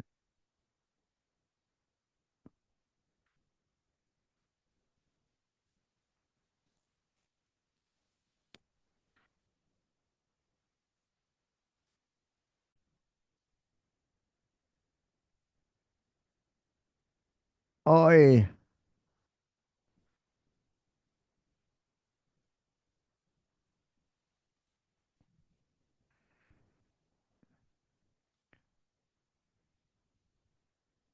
just froze up. Yeah, it did Yeah, the I was same just, to me. It you were froze. just stuck on the screen. I was going, oh, I don't know if he can hear me or what's going on here. Yeah. What was the last thing you heard? Um. So you were talking about a cadence and rhythm, and that if it's too hot and tobacco has a topping on it, that um that's what I heard last. Okay, yeah. So if it has a topping or a casing, or I mean, sometimes it doesn't even have to. I mean, most of it's cured in a way to kind of bring out those subtle flavors anyway. But if it's too hot and there's any moisture content in it at all, it's just gonna scorch your tongue. It's not, you won't get any of the little subtle nuanced flavors. You're gonna burn your tongue up. It's called tongue bite. Mm-hmm. And so it's not a pleasurable or an enjoyable experience. And it took me a long time to get that. Just like riding a bike. When you start riding a bike, you're gonna fall down, you're gonna skin your knees, your elbows, you're gonna bust your teeth, whatever. But then when you finally figure it out, it's so enjoyable to ride a bicycle, right? Right. Everybody loves to ride a bicycle. If they see one, they're just like, all right, cool. And they'll just jump on and go. And then you almost don't even know how you do it. Right, exactly. And then when you try to explain it to somebody, they're like, wait, that has never done it. They're like, wait, what? Now, do But you use hemp wick? Do you use matches? yeah, so there are purists out there. Like I know some guys that'll only light their cigars with little thin cedar sticks, right? Sticks of cedar, because they don't want any butane or anything like that. And there's guys in the pipe community that use sulfur-free matches. They go crazy. But dude, if I'm out here in the shop, this is the go-to. Just your old big. And I have matches too, but if I'm on the go, it doesn't really matter to me. Honestly, it doesn't matter hemp wick or Bic, or the only thing you don't want to use like a torch, like a jet fuel, Yeah. like blue flame, just because it gets it way too hot. You're going to burn the rim of your pipe. You're going to scorch your tobacco. So you want to use a soft flame. That's the only thing. But how I got into it was after restoring that pipe, and we call it a nirvana smoke, right? You have a nirvana smoke where it's that aha moment where it Yeah. finally clicks and you go, all right, this is what I've been missing out on. This is what it's all about. And right then, like I was hooked. And when I was restoring that pipe, I was like, this is fun. This is almost like a meditative thing, because when I'm doing this, like nothing, I don't hear the noise of anything else. You can kind of zone out and go into this one thing where you can focus in on it. And it's just you by yourself, and you're fixing stuff. And I feel like that's where I shine the most, is like when I'm fixing stuff. And so I started purchasing lots of pipes, like estate lots. So someone would have an estate lot. Someone's grandfather passed away, or their dad passed away, uncle, whatever. It was a pipe smoker. And they had, oh, we have these 10, 12, 20 pipes or whatever that were my grandpa's.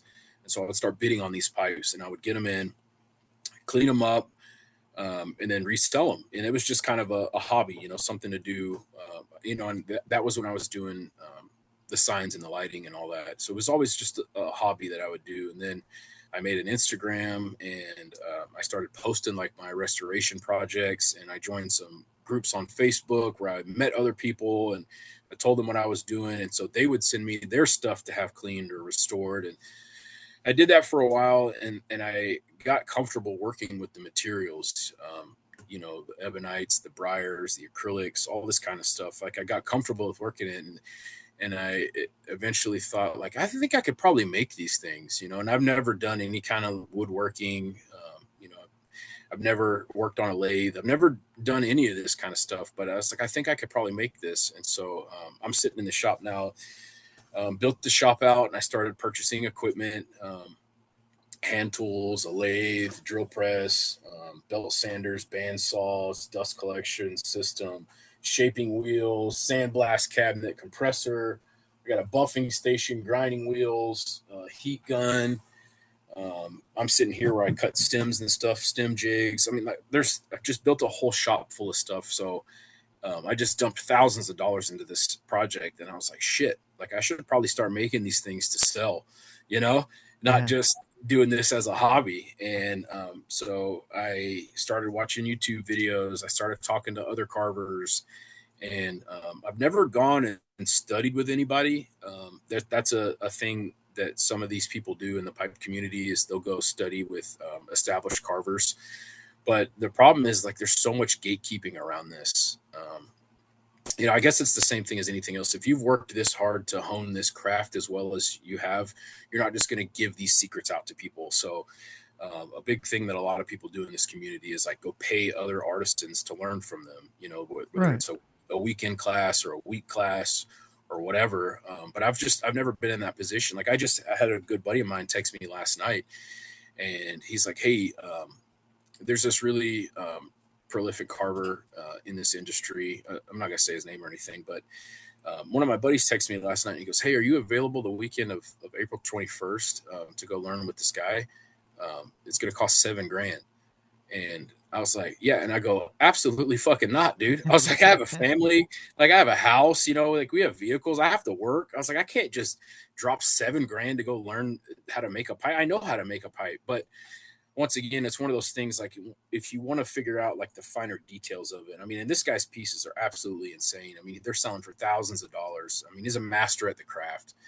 Um, but for me, it's one of those things that's like, well, I know you're this good at it, but charging somebody that much money to go learn your little tips and tricks that you're developed, like that just seems wrong to me. And I don't claim to be the best guy out there. I don't claim to know everything, but I make a pretty damn good pipe. And if someone comes to me and they're like, hey, I've been doing this and I just don't know how to do X, Y, and Z, like I'll explain it. I don't have any problem sharing my knowledge because it's I feel like when you in any industry really, if you share your knowledge, things that you've encountered, things that you've run into, and the ways that you have developed to fix this problem or to solve these issues or whatever, it kind of grows the whole community as a whole, Yeah. right? Like it makes everybody want to do better things and push for better things. Um, and so I don't agree with charging someone that kind of money to go learn how to do the things that you've Well, developed. because the goal still is, regardless, you still have to be individual and unique Right. and have Like your if own you wanted to learn how style. to do it, I could teach you how to do it, right? But you would have your own style. It would be things like you could try to copy the things that I'm doing, but it's still going to come out your style. Everybody has their own unique touch, and I think the longer that you do this, the deeper you get into it, your style becomes just apparent. Like you can, if you're into this hobby, you can see one of mine like on a Facebook forum or on Reddit or whatever, and you'll know exactly who made it because it's my style. That's something that comes with like time and experience doing this. But yeah, so I got into this. I started buying all this equipment, building the shop out, and I started making them. And I talked to a couple guys, a few of them. Paul Lucas, he has Paul Pipes. He's over in England. He was the first artisan pipe that I ever bought. I bought it for myself for a birthday present. I still have that. Actually, just smoked that one yesterday. This little Devil's Ants. Oh, wow. He's over in Hailsham. Super nice guy. He taught me. He taught me some of the stuff that I didn't understand, like cutting accent rings, actually like inlay bands. Sean Ream is a good buddy of mine. He's up in Polson, Montana. He's a full time carver. He's another family man. Got a wife and a kid, dogs, the whole thing. Super good dude. And there's a guy who doesn't make pipes anymore, Jonathan Lavazzo. Um, he is into, I think he's doing like fly rods now. He's not doing Uh-huh. pipes anymore. But there was just a handful of guys that would kind of talk me through things over the phone. But for the most part, like I figured all this stuff out on my own, just kind of self taught. And I discovered this talent that I didn't even know I had because I'd never done anything close to this. Right. And it was a hobby there for a long time. And, right when my when we found out that my wife was pregnant, and we were in a good position to do it. Like I I decided to leave the telecom industry and launch this thing full time. And man, it's been amazing because I stopped taking commissions. Like I stopped taking custom orders because um, I have like a weird theory. If someone if there's an artist, right, regardless of the medium, okay, Yeah. you're a painter, you're a tattoo artist, whatever. If you're drawn to that art, it's like it's for a reason, right? And you should Hey, let Kyle them do Smith, the art. write me a song just for Yeah, me. yeah. Hey, Kyle Smith, can you write me a song about mowing the yard and taking my boat out? It's like, no, dude, that's not what I fucking do, right? And so once so and that's when I got my start. I started taking commissions from people, and I would build these things, and I'd make these things, and like when I was done with it, they were super happy with it, but I wasn't. Like I wasn't proud to put my brand on this and send it out into the world. Yeah.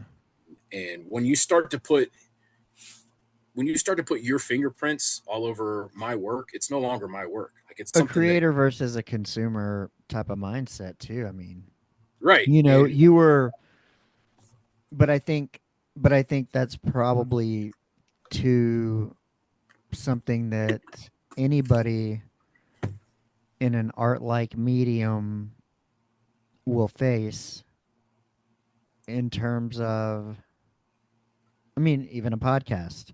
I'm going to have 10 people to try to tell me this should be better, this should be that, this should be this, and this should be that. And it's like, well, one, is it aligned with me?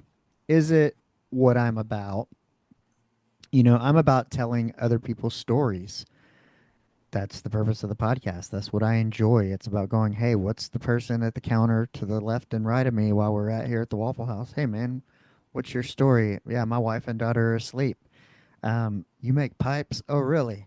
That's cool. I've never didn't even know it was a culture. I knew cigars were a culture, but that's the essence of the podcast. That's the essence of who I am because I think there's something to be learned from the story of what it means to have a partner even in a marriage and go, "Hey, you're fucking doing too much and I can't do this alone." And at what point is it about um being part of the system that asks for everything but the name of your firstborn, and they'll have your fucking job posted before your obituary runs. yeah, dude, So, and it's funny like you bring that up because two of my fellow project managers had stress-induced heart attacks that year, holy and then shit. my VP had one like right before I started having my chest pains. My VP had one, and so he was out for a few months, with his big one. And I was like, "Fuck, dude! Like I'm next on the list. Like it's coming for me. Like I feel it. I I had a remote position, so I worked a lot of days from home, but my laptop's open. I got three screens up. I'm on the phone. I'm emailing this and that, and so my home became like my place of work. And so I was always bringing work home. I had an office in Plano, Yeah. and would have to go. I'd have to go to the office a few times a month in Plano just to kind of show my face around the office and talk to a few guys. And the only other, I mean, we had two of our VPs and my director were in that office, but we would have guys come and go out of that office. But I still had to, kind of show my face and that kind of stuff. We had meetings and stuff. And then I had an office down in the Gulf in Mobile. Yeah. So I was always leaving home. I was flying to Mobile so that I could run all my projects like in the Gulf, Yeah. because Mobile's kind of a central location in the Gulf if you're Yeah. going between Louisiana and Florida. So you could kind of go anywhere with, a couple hours drive. And yeah, like you said, dude, I was doing too fucking much. It was consuming me. And I found this as a way to step away from it. And the money's not nearly as good as Yeah. telecom. But I'm like you said, it's rich in a different way, right? So doing this allows me to let this creative brain of mine just kind of run free and do its thing, and I really enjoy this. I love coming out to the shop in the morning with a cup of coffee, getting a pipe going, and then just start creating things. Just making beautiful things from nothing. Where did I you love. get the confidence to, it seems like pipe making is so very niche. Where did you get this confidence to push past, like, let's say, an imposter syndrome of going, this guy charges 7 grand to hang out for a week, and he's a badass. Where do I get off thinking my shit's good enough to even make a go for it and sell? Outside of restoring for people, maybe you make a few for people and they're happy, but then you make that switch to go, no, I'm not making shit for others. It's about me, my style as an artist and a thing. Where do you get that confidence to put that shit out there and just Man, I don't even know if it's a confidence thing as much as it was just like I was tired of dealing with people's bullshit. When you're doing commissions, you open yourself up to all kinds of stuff, and so it's so much back and forth. You got guys, like you said, the song with Kyle Smith. You got guys that see the work that I put out that would contact me and be like, "Hey, I want 6 colors on this thing, and I want you to carve an Indian on horseback shooting a buffalo." And it's like, dude, that's not what I fucking do. Like, that's not me. You're drawn to me. You're drawn to art?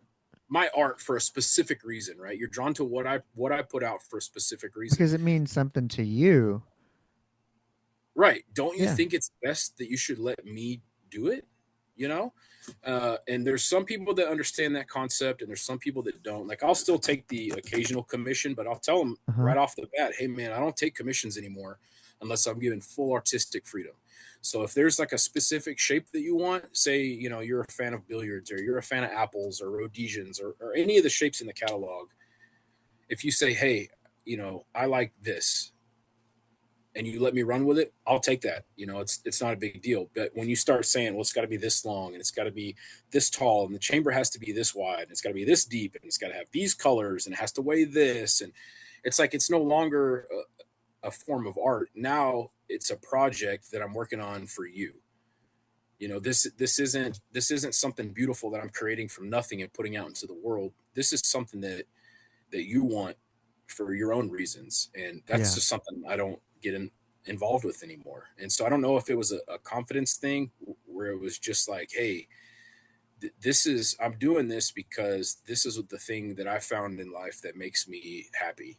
Because like I said, I just come out in the shop with some coffee, put a podcast on, and it's almost like I go into this like meditative state, right, when I'm Yeah. working on stuff, because it's just me and a podcast and my tools, and I'm focused in on one thing. Like, I have really bad ADD. I have my whole life.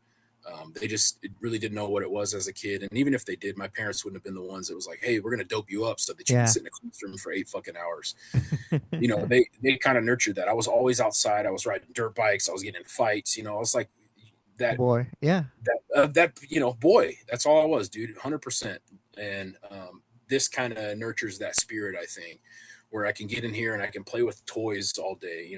I say toys, my lathe was like 5 grand, but it's Yeah. like, you can play with big boy toys. Yeah. So you're in here, there's you're just in a shop focused in on one single thing. And like I said, the things that I do get interested in, I get hyper focused in. And this is one of those rare things that I've encountered in my life that just sucked me right in and didn't let me go. And I wanted to nurture that. I wanted to go down that rabbit hole and see where it took me. And man, it's been incredible. I'm so thankful for all the people that I've met through this. I've made friends that I think I'll probably have the rest of my life through this. I started going to pipe I saw shows. So I mean, picture. Yeah, I saw pictures of a show, and I was like, I didn't even know they had those. I mean, dude, there's a show why for wouldn't everything. they? Yeah, there's a show for everything. Like, take example, like your Marshall amp back there. I mean, your Marshall Yeah. speaker back there, right? There's a whole. I'm sure there's entire societies that are just dedicated to collecting Marshall speakers, right? Or whether it's amps or speakers or any kind of sound equipment, right? So you're gonna find Facebook groups, and you're gonna find trade shows with Marshall stuff. Every single thing that's out here, you don't really think about it like on a grand scheme of things, but every single small thing out there, there's a thing for it. Whether it's vintage scissors, I'm sure there's a groups dedicated to Yeah. collecting vintage scissors, whatever it is. And Calculators. I found my weird little niche group, and it's funny because it's a lot like the reggae community, right? Like, Yeah. we know the show, right, where it's Yeah. kind of the same energy, the same environment. Everybody's kind of like minded. It's the same thing with pipes, right? So when you meet someone who smokes a pipe, odds are uh, they're I was going to ask what kind of person smokes a pipe. I mean, it takes all kinds, but for the most part, they're always real down to earth people. They're pretty introspective. They have learned to kind of slow things down a little bit. Is that the point of smoking a pipe? Is kind of like, I used to, I don't, I don't touch fish or gut them, so I don't. I was very sick as a child, so I stayed inside a lot. I never liked touching fish, but I like to go fishing because fishing is about sitting on the end of the dock talking or playing guitar or something. It's about that slowing down. And so when you said slow down, I think about like in order to smoke a pipe, kinda, you need to take a moment if you want to get the cadence. And That's it, what it's all about. It's like the way I explain it to people is like it's a form of meditation almost, yeah, because you're sitting down, you're preparing this tobacco. So tobacco comes in different forms, right? And one of them is called a flake, right? Which is uh-huh. whole leaves that have been pressed in like a hydraulic press, and then they slice them thin. And so when it comes out, let's see, I might have some here. Yeah, here we go. So when it comes out, it's like it looks like beef jerky, kind of. I don't know Oh if you can wow. see that. So it's in a flake form, right? And what you do is, depending on how you smoke it, there's some guys that do like a fold and stuff method.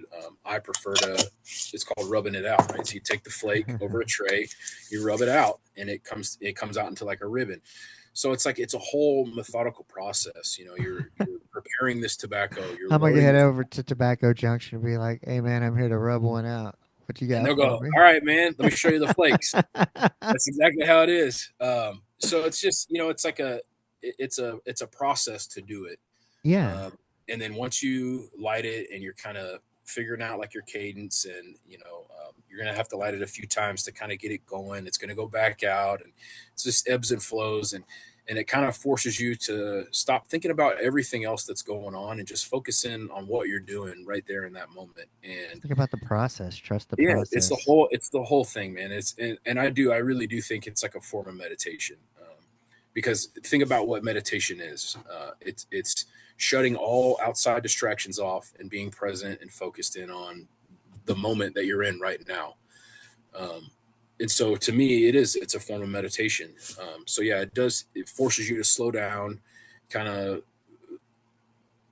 stop the outside chatter and just focus in on what you're doing in that moment. Now, do they Um, have I know they have cigar lounges. Do people go to cigar lounges and smoke pipe? Or oh do they yeah, have pipe lounges? yeah, there's most cigar lounges are pipe friendly.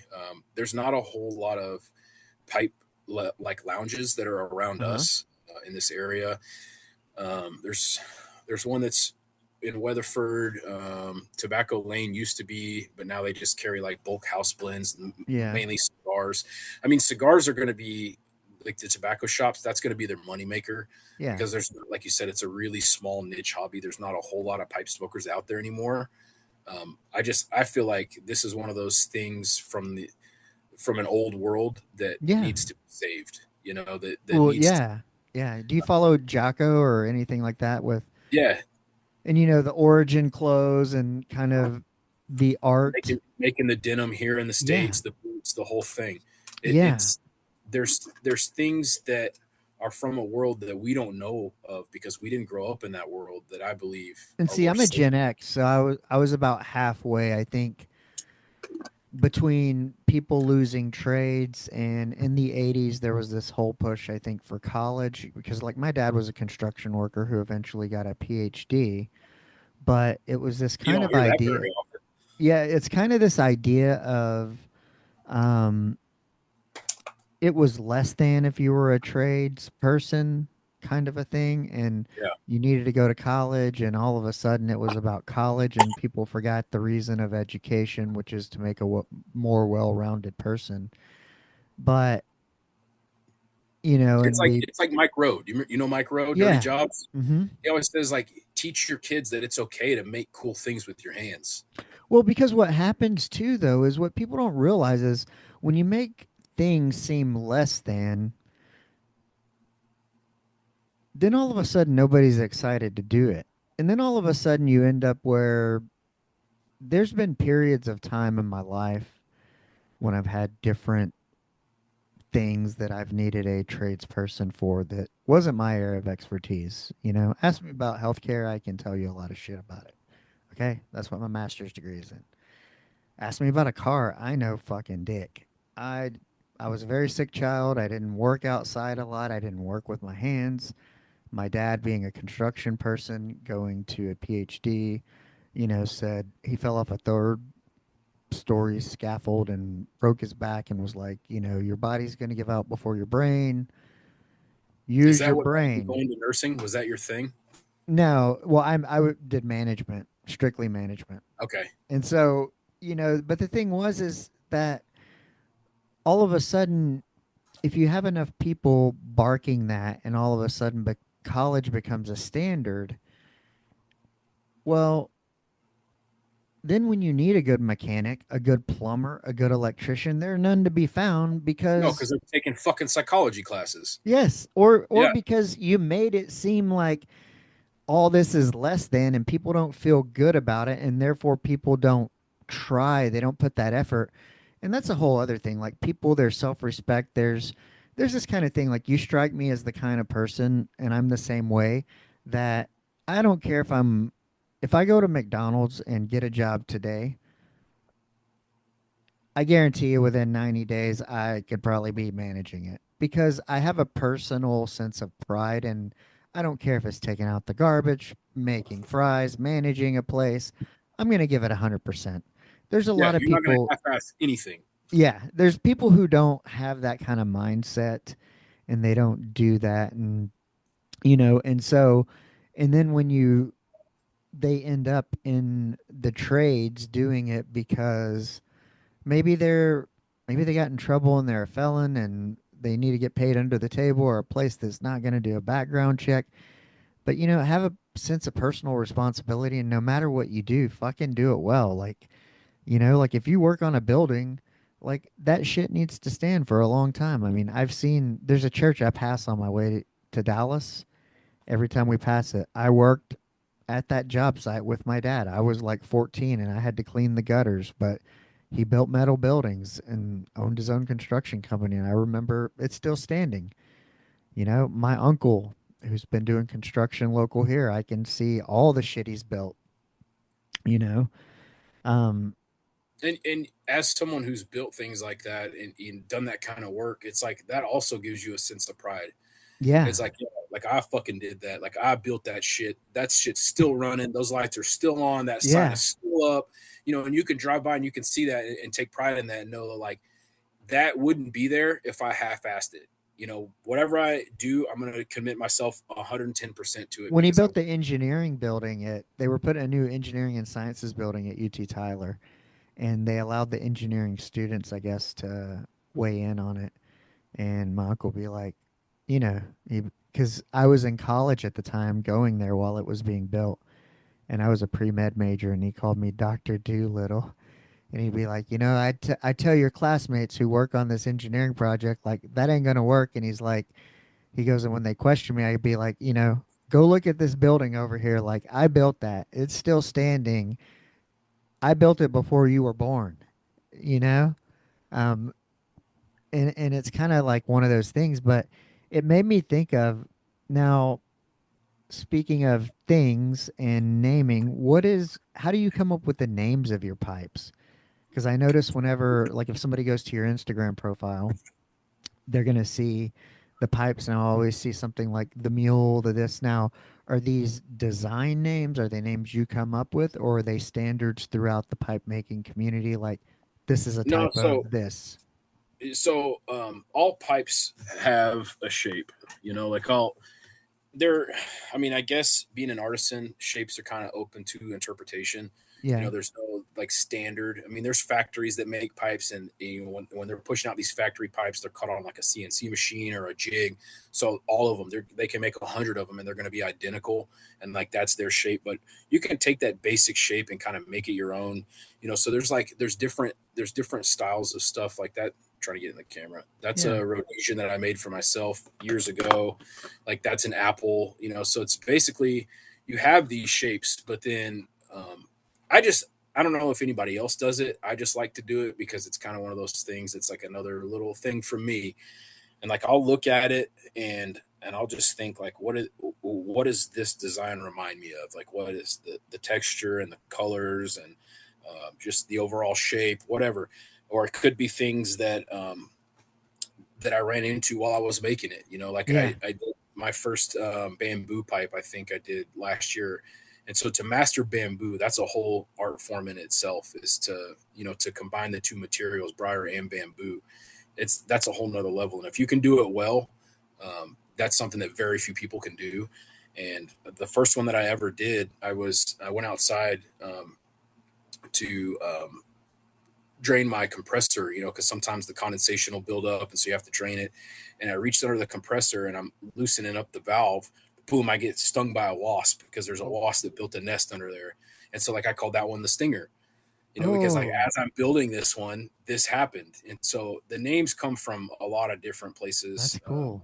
That's almost It's like, just having a I was hoping I would get number 69, Kyle Smith out of 100 on the deck, but I got yeah. like 42 because I was like, I'm a Cancer and I have the little 69 crab thing Oh yeah. on the arm, but I was like but I think that's kind of one of those things that makes yours unique, I think. And whenever I look, I see like the mule or this and that the other, but I love that with the stinger. Um So, what is, as you've progressed in this journey, I always like to say it takes a lot to take a chance. And I think, we kind of started off some of the conversation talking about COVID, and it's been 5 years, and it's hard to believe we lived through this, but it made people think, reconsider, and make decisions they might not otherwise make, partially because they had to. Um, and then partially, I think there's a level of fuck it. Like, how bad could it get? Like, we've already been lied to. Um, what's wrong with Manipulated, trusting lied myself to. and taking Yep. my own chance? Yep. And so, Making your own luck. yeah, what has been something um, since going into this that's happened that would have never happened had you not taken that step back from the project management role or continued to chase those kinds of roles that might have given you a sense of comfort of Financial stability. certainty, Yeah. and but now you've stepped into a world of uncertainty to a degree as an entrepreneur. Um, but with uncertainty sometimes comes some of our biggest rewards in life, or I think some of the best things that ever happened to us. So, do you have anything that's happened to you as a result of stepping into this realm that never would have happened otherwise? Man, that's a good question. I don't think anybody's ever asked me anything like that. Um, I will say this is probably out of all the things that I've done throughout my life, and I'm probably like at that halfway point. I'm 38. Uh huh. This has been the thing that I've enjoyed the most. Um, I love it, man. I love everything about it. I'm obsessed with it. And I feel like if you're passionate about anything in life, that's how you should be towards it. You should want to know everything about it. Um, you should you should never stop working on yourself, as far as this goes. And I feel like Right. the thing that attracted me to this is like there is no ceiling. I get bored with things really fast. Yeah. Uh, Me too. I because call it like I have an episode like what box are you in? And I go kind of with any corporate thing, it's like there's a ceiling. They're gonna decide on the salary on this is as high as you'll ever go in this role. right, and And you're like, well, maybe you what if can I'm go to better than another that? role that's got a cap too. What if I'm better than that? And Right. why can't I ask questions, and why can't I do this, and why can't I do that? With this, you never stop progressing. The You'll sky's the never, limit, kind of like a little you'll, yeah, and you'll, revolution. like the pipe, I don't know, for me anyway, they'll never be the perfect pipe, right? No matter how hard you try, no matter how much work you put Oh, into it, they'll dude, never be the perfect pipe. So you're you always should make striving. one that'll go to outer space. That's what you need to do. Hell yeah, send it to Elon, right? Yeah, dude. Yeah, He we'll was call it SpaceX. he's blazing on the JRE. So it's like, if anyone would possibly put a pipe to space, it would be him. Send it in one of your rockets, man. I don't care if it explodes right off the launch pad. At least my pipe made it to a rocket. Yeah, dude, that would be super cool. That's actually a neat idea. Call There's this a guy. one Houston. We don't have a problem. Yeah, there's a guy I follow on Instagram, and he started doing wooden UFO sculptures, right? So like he Oh, turns it on a lathe and he makes the yeah, whole landscape. He puts like little cow figurines and LED lights and like the UFO sucking up a cow. He makes these really intricate, cool little things, that you could put on a desk or whatever. yeah. And he started doing it for a long time, where he'd be like, day one of making a UFO until Joe Rogan puts one on his desk. And he would do it, dude. And he got like 2 years into it. And then Joe Rogan messaged him. He's like, hey, man, you can stop. Send me one. Uh, Yeah, and so, but he just grew his Instagram to like, all this massive number of followers, and then he takes on different projects. Day 364 of making one until Elon Musk sends one into space. So he's doing stuff like that, which is really cool. Like, and he would talk. He would give like history lessons. He would do a voiceover, so he would just do a video of like him working on the lathe or cutting stuff down on a bandsaw or whatever, and do like and tell you something about history while he's doing it. It's a really cool account. I'll send it to you. But yeah, it'd yeah. be stuff like that. So what's something you've learned, or what's something that's happened that, or an opportunity maybe you've had, or has your wife noticed a difference since leaving this and moving into this? Has it impacted your relationship in a positive way? Are A you hundred are you percent. getting to be the husband you want to be and the father you want to be as a result Yeah, of this? 100%. I'm glad you brought that up. It is, man, because like I told you before, I was at a I don't know, I was at a rough point in life. Like I said, super short fuse. I was bringing work home with me. I was always just agitated and angry all the time, and I think the majority of that was because I was spending all my time putting out fires, and I wasn't able to be present like with my friends and my family, my wife, and now my son. And so since doing this, I feel this huge weight has just been lifted off, and I'm able to spend way more time at home now with them. And so my shop is out in the backyard. I'm never far from home. Um, and I can be there for my son, and like I'm not going to miss these milestones of him growing up. And he just took his first steps the other day, and I was able to be there on the porch with him, witnessing Yeah. that with her, whereas before I would have been stuck down in the Gulf. So, what's funny is my wife, I used to always be like, did she walk? Did she walk? Did she walk? Did she walk? Or something. And my wife would be like, stop rushing. Like, she'll walk and I'll be like, I'm not rushing. I go, I'm I don't want to asking. miss it. I don't want to miss it. Yes, there's a difference. I'm asking because I don't want to miss it. And I didn't miss it. We actually got it on. They had cameras. We had a camera at the time, the iPhone. But that's one of those things. Kind of, you know, my wife, like one of her clients just had a baby and she can't get the newborn out, and my wife needs to pick up that, and I'm available to go pick up my daughter 40 minutes away, and it's like, if I had the 9 to 5, I couldn't do it. Or I'd have to No, be asking off, like, hey, can I be off? My wife has to do this and have to go through that whole fucking rigmarole. And I think it's good for some people. I mean, our situation works for us. Um, but I think as a culture, I think a little bit after kind of being duped a little bit, people are in that I'm going to make my own luck kind of mindset, and we'll figure out a way. And as long as I have enough, I think it takes a while when you leave kind of a corporate structure and you're kind of this lone wolf trying to make money many different ways, however you can, entrepreneurially. Um, I don't know. I think I think it's a reevaluation of kind of like, well, what's enough, but also is me being able to do that has a value as well. Me being able to go pick up my daughter every day this week because one of my wife's clients just had a newborn 3 weeks ago. It helps out everybody, You and you asked what I got from this, and I'll tell you, like, I think the most important thing is freedom, time and time, freedom. man, Freedom of because movement. freedom of movement. Because if you think about it honestly, time is the only thing that you can ever get back. Well, we You all have we all have a certain amount that we're allotted, like a bank account, but we never know when it's going to hit zero. you can never Yet we check that spend it balance. so crazily. Yeah, you can never check that balance. Yeah. And so I would say like freedom of movement, it would probably be the best thing because, like I said, now I'm never far from home. I'm at home. I can spend way more time with my son. I don't miss anything. I spend way more time with my wife.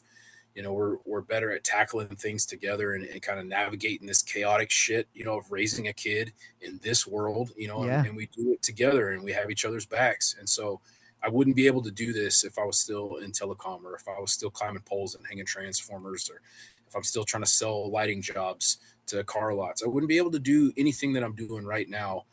And so this works for us right now because I'm able to do something that generates income, that keeps me happy, that keeps Hmm. me at a level head, and allows me to be there for my family. And So how's that your wife's support? How has that been integral in this whole thing? oh dude, so I come from an environment with very little support, very little cheerleading, I guess you would call it. Hmm. Somebody who's going to be you got this, you can do anything you set your mind to, this and that. And she grew up in the exact opposite environment. So her mom is always been supportive of everything that she wants to do and encourages her to do these things. And every time I would have these crazy ideas, like my parents would shoot it down. Yeah. That's not what we do here. That's not, you got to do It's this. not You got to keep your, practical. it's not practical. And so I didn't get a lot of support and encouragement growing up. And we've been together for years now. And she's still like my number one fan. And I still have like a hard time with it, honestly. Like I have a hard time accepting it. And just her, she's been my number one fan since I started this. She's always just speaking words of encouragement and telling me like, that I'm on the right track and that I'm creating beautiful things. And she loves to come to these pipe shows with me. She loves to meet my friends that we may only get to hang out a couple times a year if we go into these pipe shows. But I talk to these guys every single day online, so she feels like she knows these guys, through our conversations, and she gets to go hang out. And I've never had that in my life until I met her, and it's just like I said, man, I still have a hard time like adjusting to it, and knowing that I have the support of somebody like that that's so important in my life. It's just I don't know, man. It's a different experience. Yeah. Well, the world is so different too, and the reason I kind of ask it is, it, growing up in the time frame I did was this. If you look at the movies, you look at the TV shows, whether it be the Cosby Show, there was always this kind of male, female, traditional type roles, and we just live in this fucking batshit crazy ass world with technology, and things have evolved in so many ways. And you know and I did this interview with Jason Lang from Evolutionary Men, and we talked about, really what we have, and you've had this women's movement. Women can be CEOs now, and I'm happy because I got daughters, and I'm glad they can compete with the men and do what they want. Um, but also, there's this mind shift of going, we have to do away with what we used to think traditional was and kind of what it provided. And as an individual family unit, to be able to look at what configuration and what iteration of, whether it be employment types, titles we give ourselves, whether it be stay at home mom, stay at home dad, entrepreneur, um, you know, a PRN contractor, whatever it is, but it's whatever works best for the family. what is best for the family unit, your family unit, and is it conducive? Does your wife get the most out of it? Are you the best husband you can be because of this? Are you the best father you can be because of this?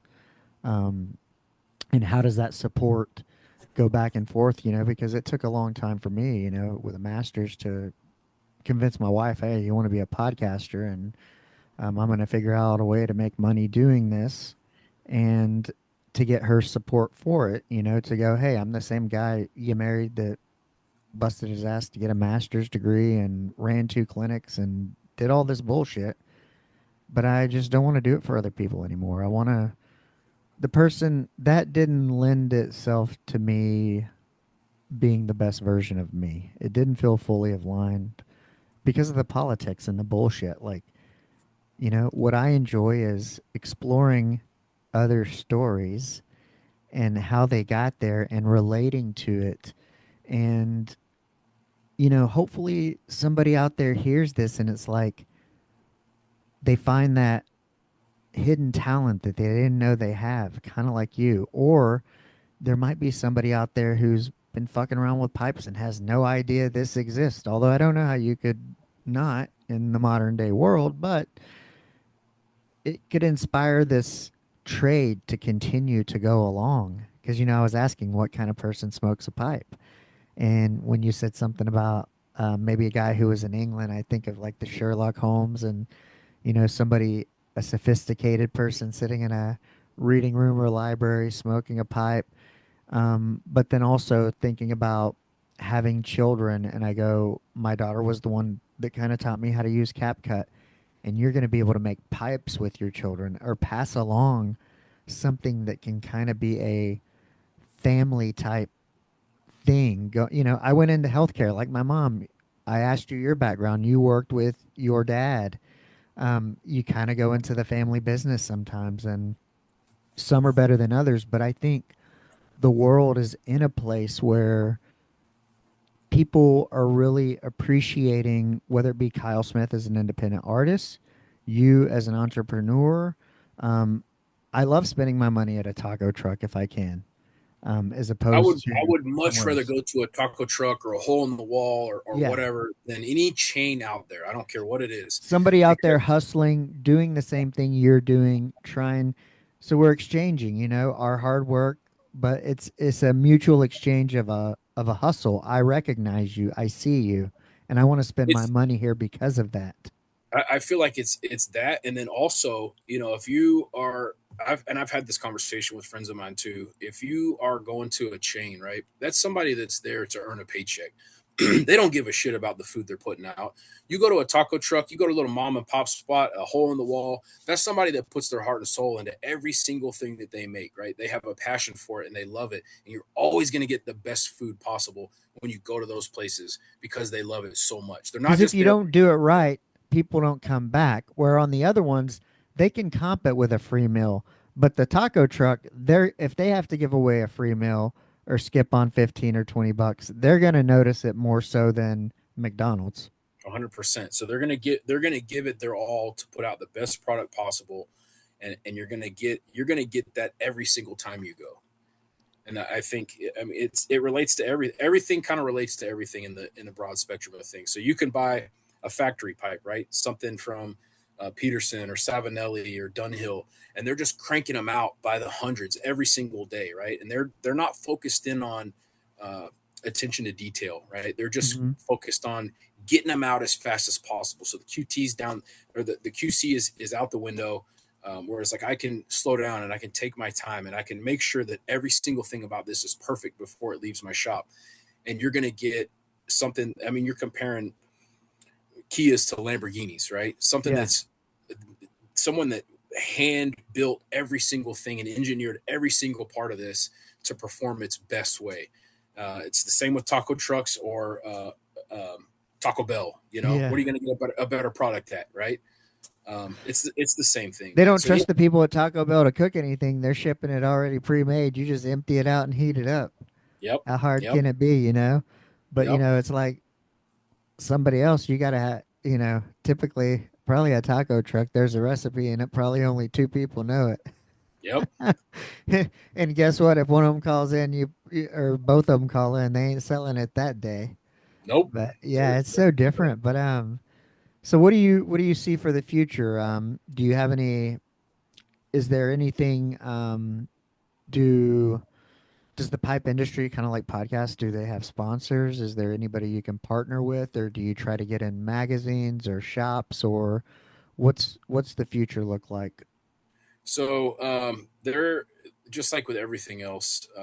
This is its own little community, Mm-hmm. and there are a few relatively good pipe podcasts. If you're ever interested in listening Oh to any of wow. those, I can send you one. My buddy Sean, I talk to my buddy Sean almost every day.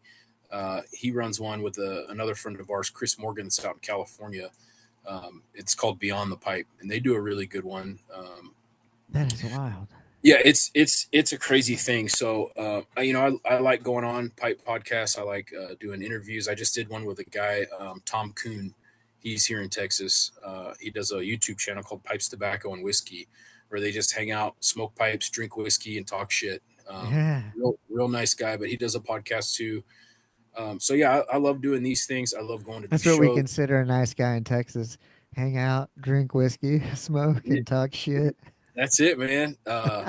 That's some of my favorite things to do. My wife always Exactly. says, "If you don't talk shit, you'll explode." I said, "Yeah, you fucking right."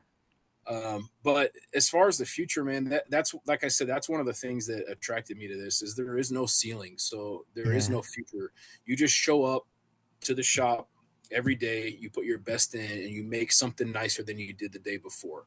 You try different techniques, you do different things, you try to perfect stuff, and I think that's the benefit of going to these shows is, this is a very unique thing, and that it's just us as artisans, individual artisans, and we're doing what we like to do in our own shop. And so when you go to these shows, you go see all these guys that make all this stuff, and you start talking about different finishing techniques or different stem making techniques or whatever, and you pick something up from everybody that you meet, and it just kind of pushes the whole industry forward as a whole. um, so I mean, as far as the future goes, man, I don't know. I love this. I love what I'm doing. I love the freedom that it gives me, and I love constantly progressing through this and working to make something better than I did the day before. Um, Did I, I and you asked about like shops, like retail shops. yeah. There are a couple that I do business with. There's one. My buddy John David Cole has a shop in Mississippi called the Country Squire, and man, it's I was they're just stationed in Meridian, so I've been between Meridian, Jackson, and then if we were going to Florida, New Orleans for Meridian, I've been all around Mississippi. they're in Jackson. Oh, I Yeah, the Country Squire, super good people, man. They're awesome. They do a lot of their own like house blending, so they blend like their uh-huh. own house blends of tobacco, and it's small shops like that that I feel like are trying to keep this thing Yeah. alive. They work with, they work with artisans, so they do carry factory pipes, which are definitely like the more mainstream, affordable option for a lot of people. But then, Somebody's whole history, somebody's whole namesake. They used to name people after like what you fucking did for a living. yeah, It's almost like so exactly. you don't want to lose whether it's leatherworking, cobbler, pipe making, all this, access because we want fucking things cheap and we want it mass produced and we want it blah blah blah or we can do it that way and it takes out that yeah, but humans aren't fucking happy with instant gratification. They need No, dude. purpose and passion and something that's fucking worth something that's how the world used to work. Like, hey, I'm trading my skills for your skills, or I'll give you half a cow and you come fucking fix my roof. And things, I feel like things in this country started going to shit when we stopped making cool stuff. When we Yeah. stopped building automobiles, when we stopped crafting intricate wood stairways and just beautiful things, when we stopped making beautiful things, that's when things started going to shit. uh, and so I'm right there with you, dude. I agree 100%. I wonder if the first thing to bring back kind of artists and shit and it sounds so now kind of like when you fucking look back at it, just the term because I cooked a lot, farm to table, that whole fucking thing when that was a That was That's how kind of we the that's how word we try to shit eat anyway. of the time. But Yeah. I wonder if that whole like farm to table movement, um, farming, cooking, people becoming more aware about what they're eating and stuff, if that how it possibly contributed to other things because everything's connected. Um, but all these trades, be it shoemaking, shoe working, resoling shoes, pipe making, if that's part of what helps keep this alive. But now it's like people like you with you want to make that effort, and whether or not you pass along the skills to other people plays into that and thinking about it. And as we think about the future and AI becoming more involved and There, speaking of that, like there are things that I think are going to go by the wayside because of AI, yeah, but this is one of those things that's like you're never going to be able to duplicate this. I don't care what kind of machinery you have, whatever. Like you're not going to be able to take like a block of briar like this and yeah, make something like this from it. Robots and machines. There's no. I mean, they make stuff on CNC machines and everything, but there's no life in that. I feel like I spend so much time with each one of these. There's like a little piece of me that goes out with it, and you're never going to be able to duplicate that. Truck drivers, they might integrate like automatic trucks yeah, or whatever, self-driven vehicles. But there are certain things like a farrier, okay, somebody who shoes horses. You think AI is going to shoe a horse? Fuck no. Like you're going to have those people. Is AI going to come fix your plumbing in your house? Fuck no. You're going to have people for that. And so if there are enough people that keep these things like this alive, I think we're going to do all right. yeah. And I think the world's in a place where, uh, you know, I don't know.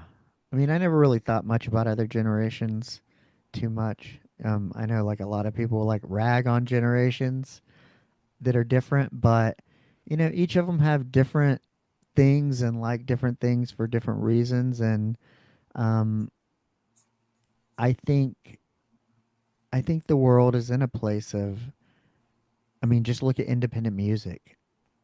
You know, it's like Kyle Smith can go and do what he does because there's a market for it.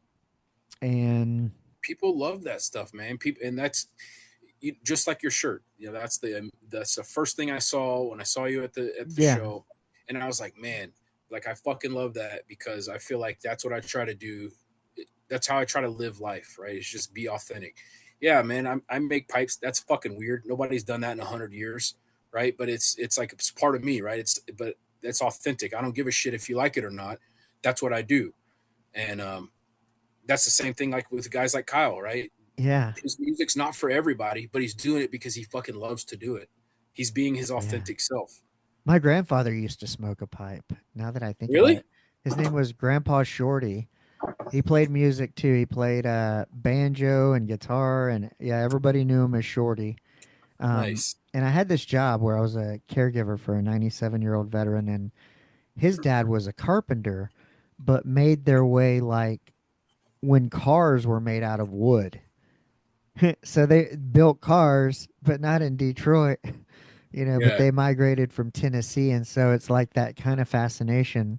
And a lot of my stories are always usually about, um, you know, we can learn so much from kind of where somebody comes from. And that's kind of why I asked the questions I did. But podcasting is the same as we're preserving a piece of history. I've seen pictures of my great grandparents, but I never heard them speak. Right. You're going to have children who can go and listen to your podcast and they can know this story, how, why, um, and what was important to you and why.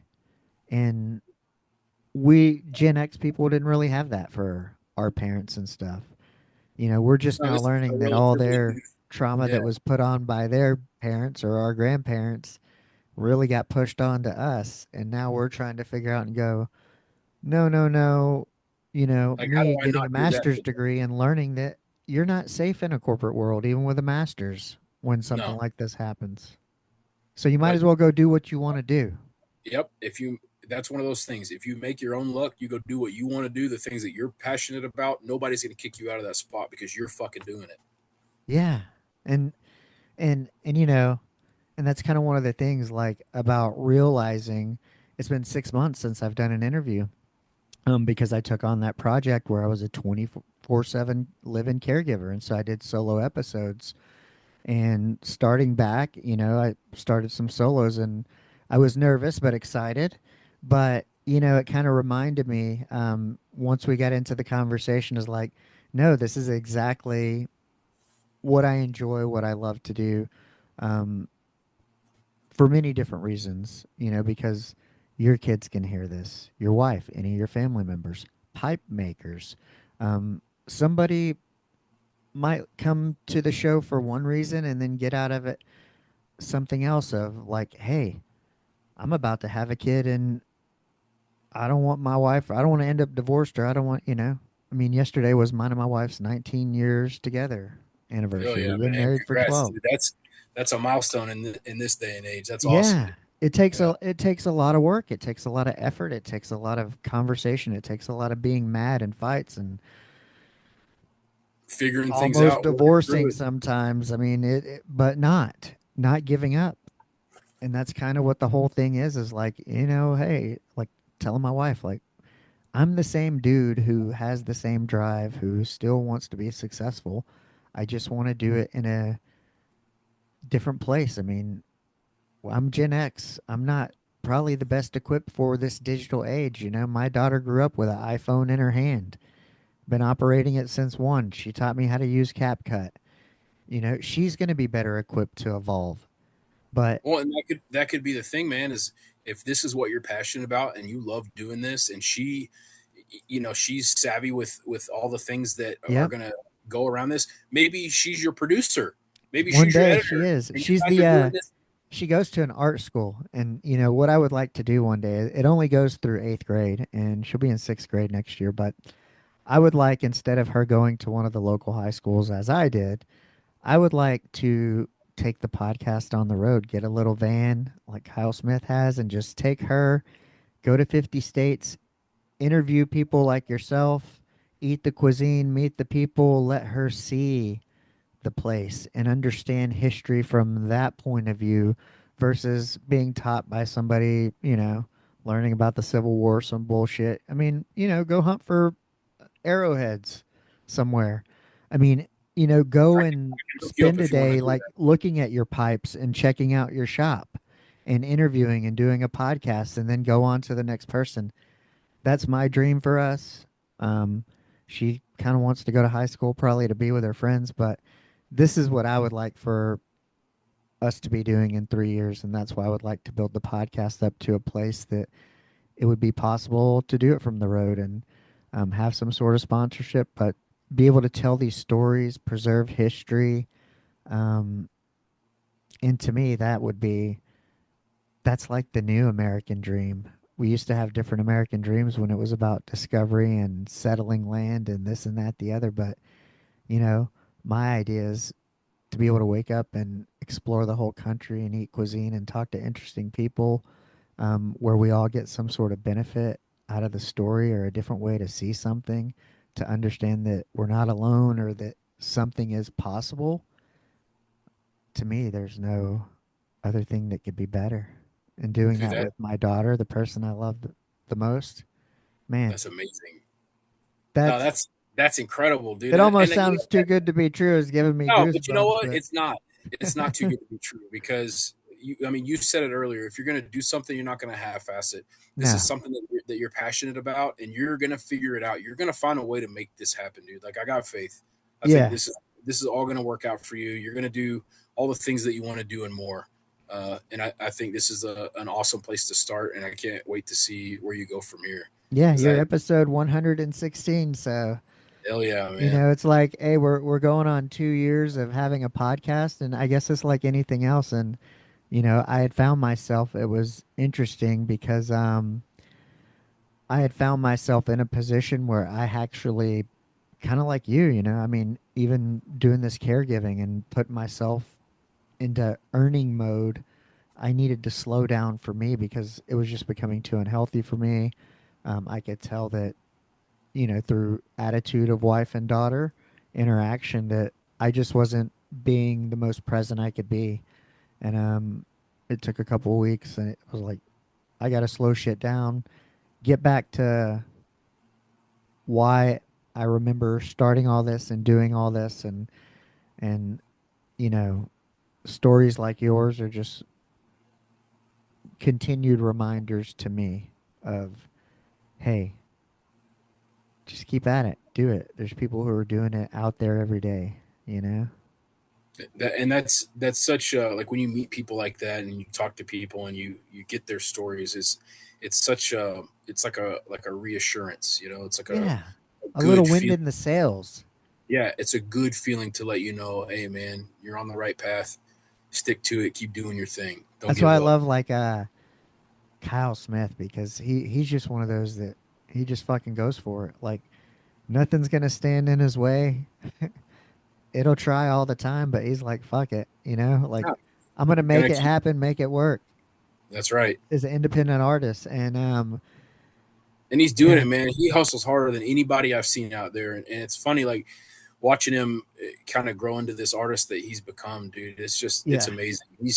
He's friends with my buddy Dan, lives out in LBC, and we go down to we have a big group of friends. There's some that are from Texas, some that are from California, and we go out to Closer to the Sun. It's a big festival yeah, down in Mexico every year, and we all meet up. So we might see each other throughout the year individually, but we don't ever get a chance to hang out as a group together. But that one time a year, and we always get together down in Mexico every December.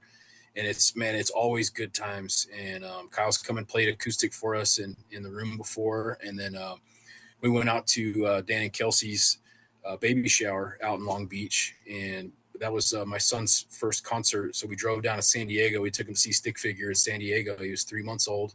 Had his wow, muffs on, the whole thing. yeah, Loved it. And then the next night we went back up to Long Beach. We're just hanging out, and Kyle came and played acoustic for us on Dan's back porch. I mean, dude, it was awesome. yeah, yeah, yeah. He's definitely part of the community I'm in. um, they asked like, well, who's somebody you look up to like for how they grind? I'm like, definitely Kyle Smith. That's the He's, hardest working man out there, dude. He's hustling every fucking day. I hear that song, hustling, hustling. That's it, man. That's got to be on like a on repeat on in his brain all the time. That's his mindset track, always hustling. Yeah, Yeah. Well, all right, man. Dude, it was awesome to talk to you today. I'm excited to put this out, and I'm excited that you are my first interview back in 6 months, and kind of a way, a fresh start to a relaunch and to a recenter and refocusing of both myself, the podcast, and you know, um, with each step back, sometimes we get a little clearer about how we step forward, and sometimes these things are necessary. that's right. Well, dude, I appreciate you having me on. I'm glad we met at that concert. And like you said, if there's more around here, then I'll hit you up and we'll go. But dude, yeah, I appreciate this. This was awesome, and I wish you all the best with this. I think with your mindset, there's no ceiling in this either, dude. Keep Yeah, pushing, keep going. awesome, man. Go out and enjoy the rest of the day, and like I would tell all the listeners, just go out and be the person that you would want to meet, and you'll run into cool people. Now, Hell if you yeah. run into a bunch of assholes, you might need to take a look in the mirror and go, it might be me. Little self reflection time. That's right, man. All right, All man. right, dude. Peace out. Later. We'll talk soon. All right, later. Let go. Asteroid of fear.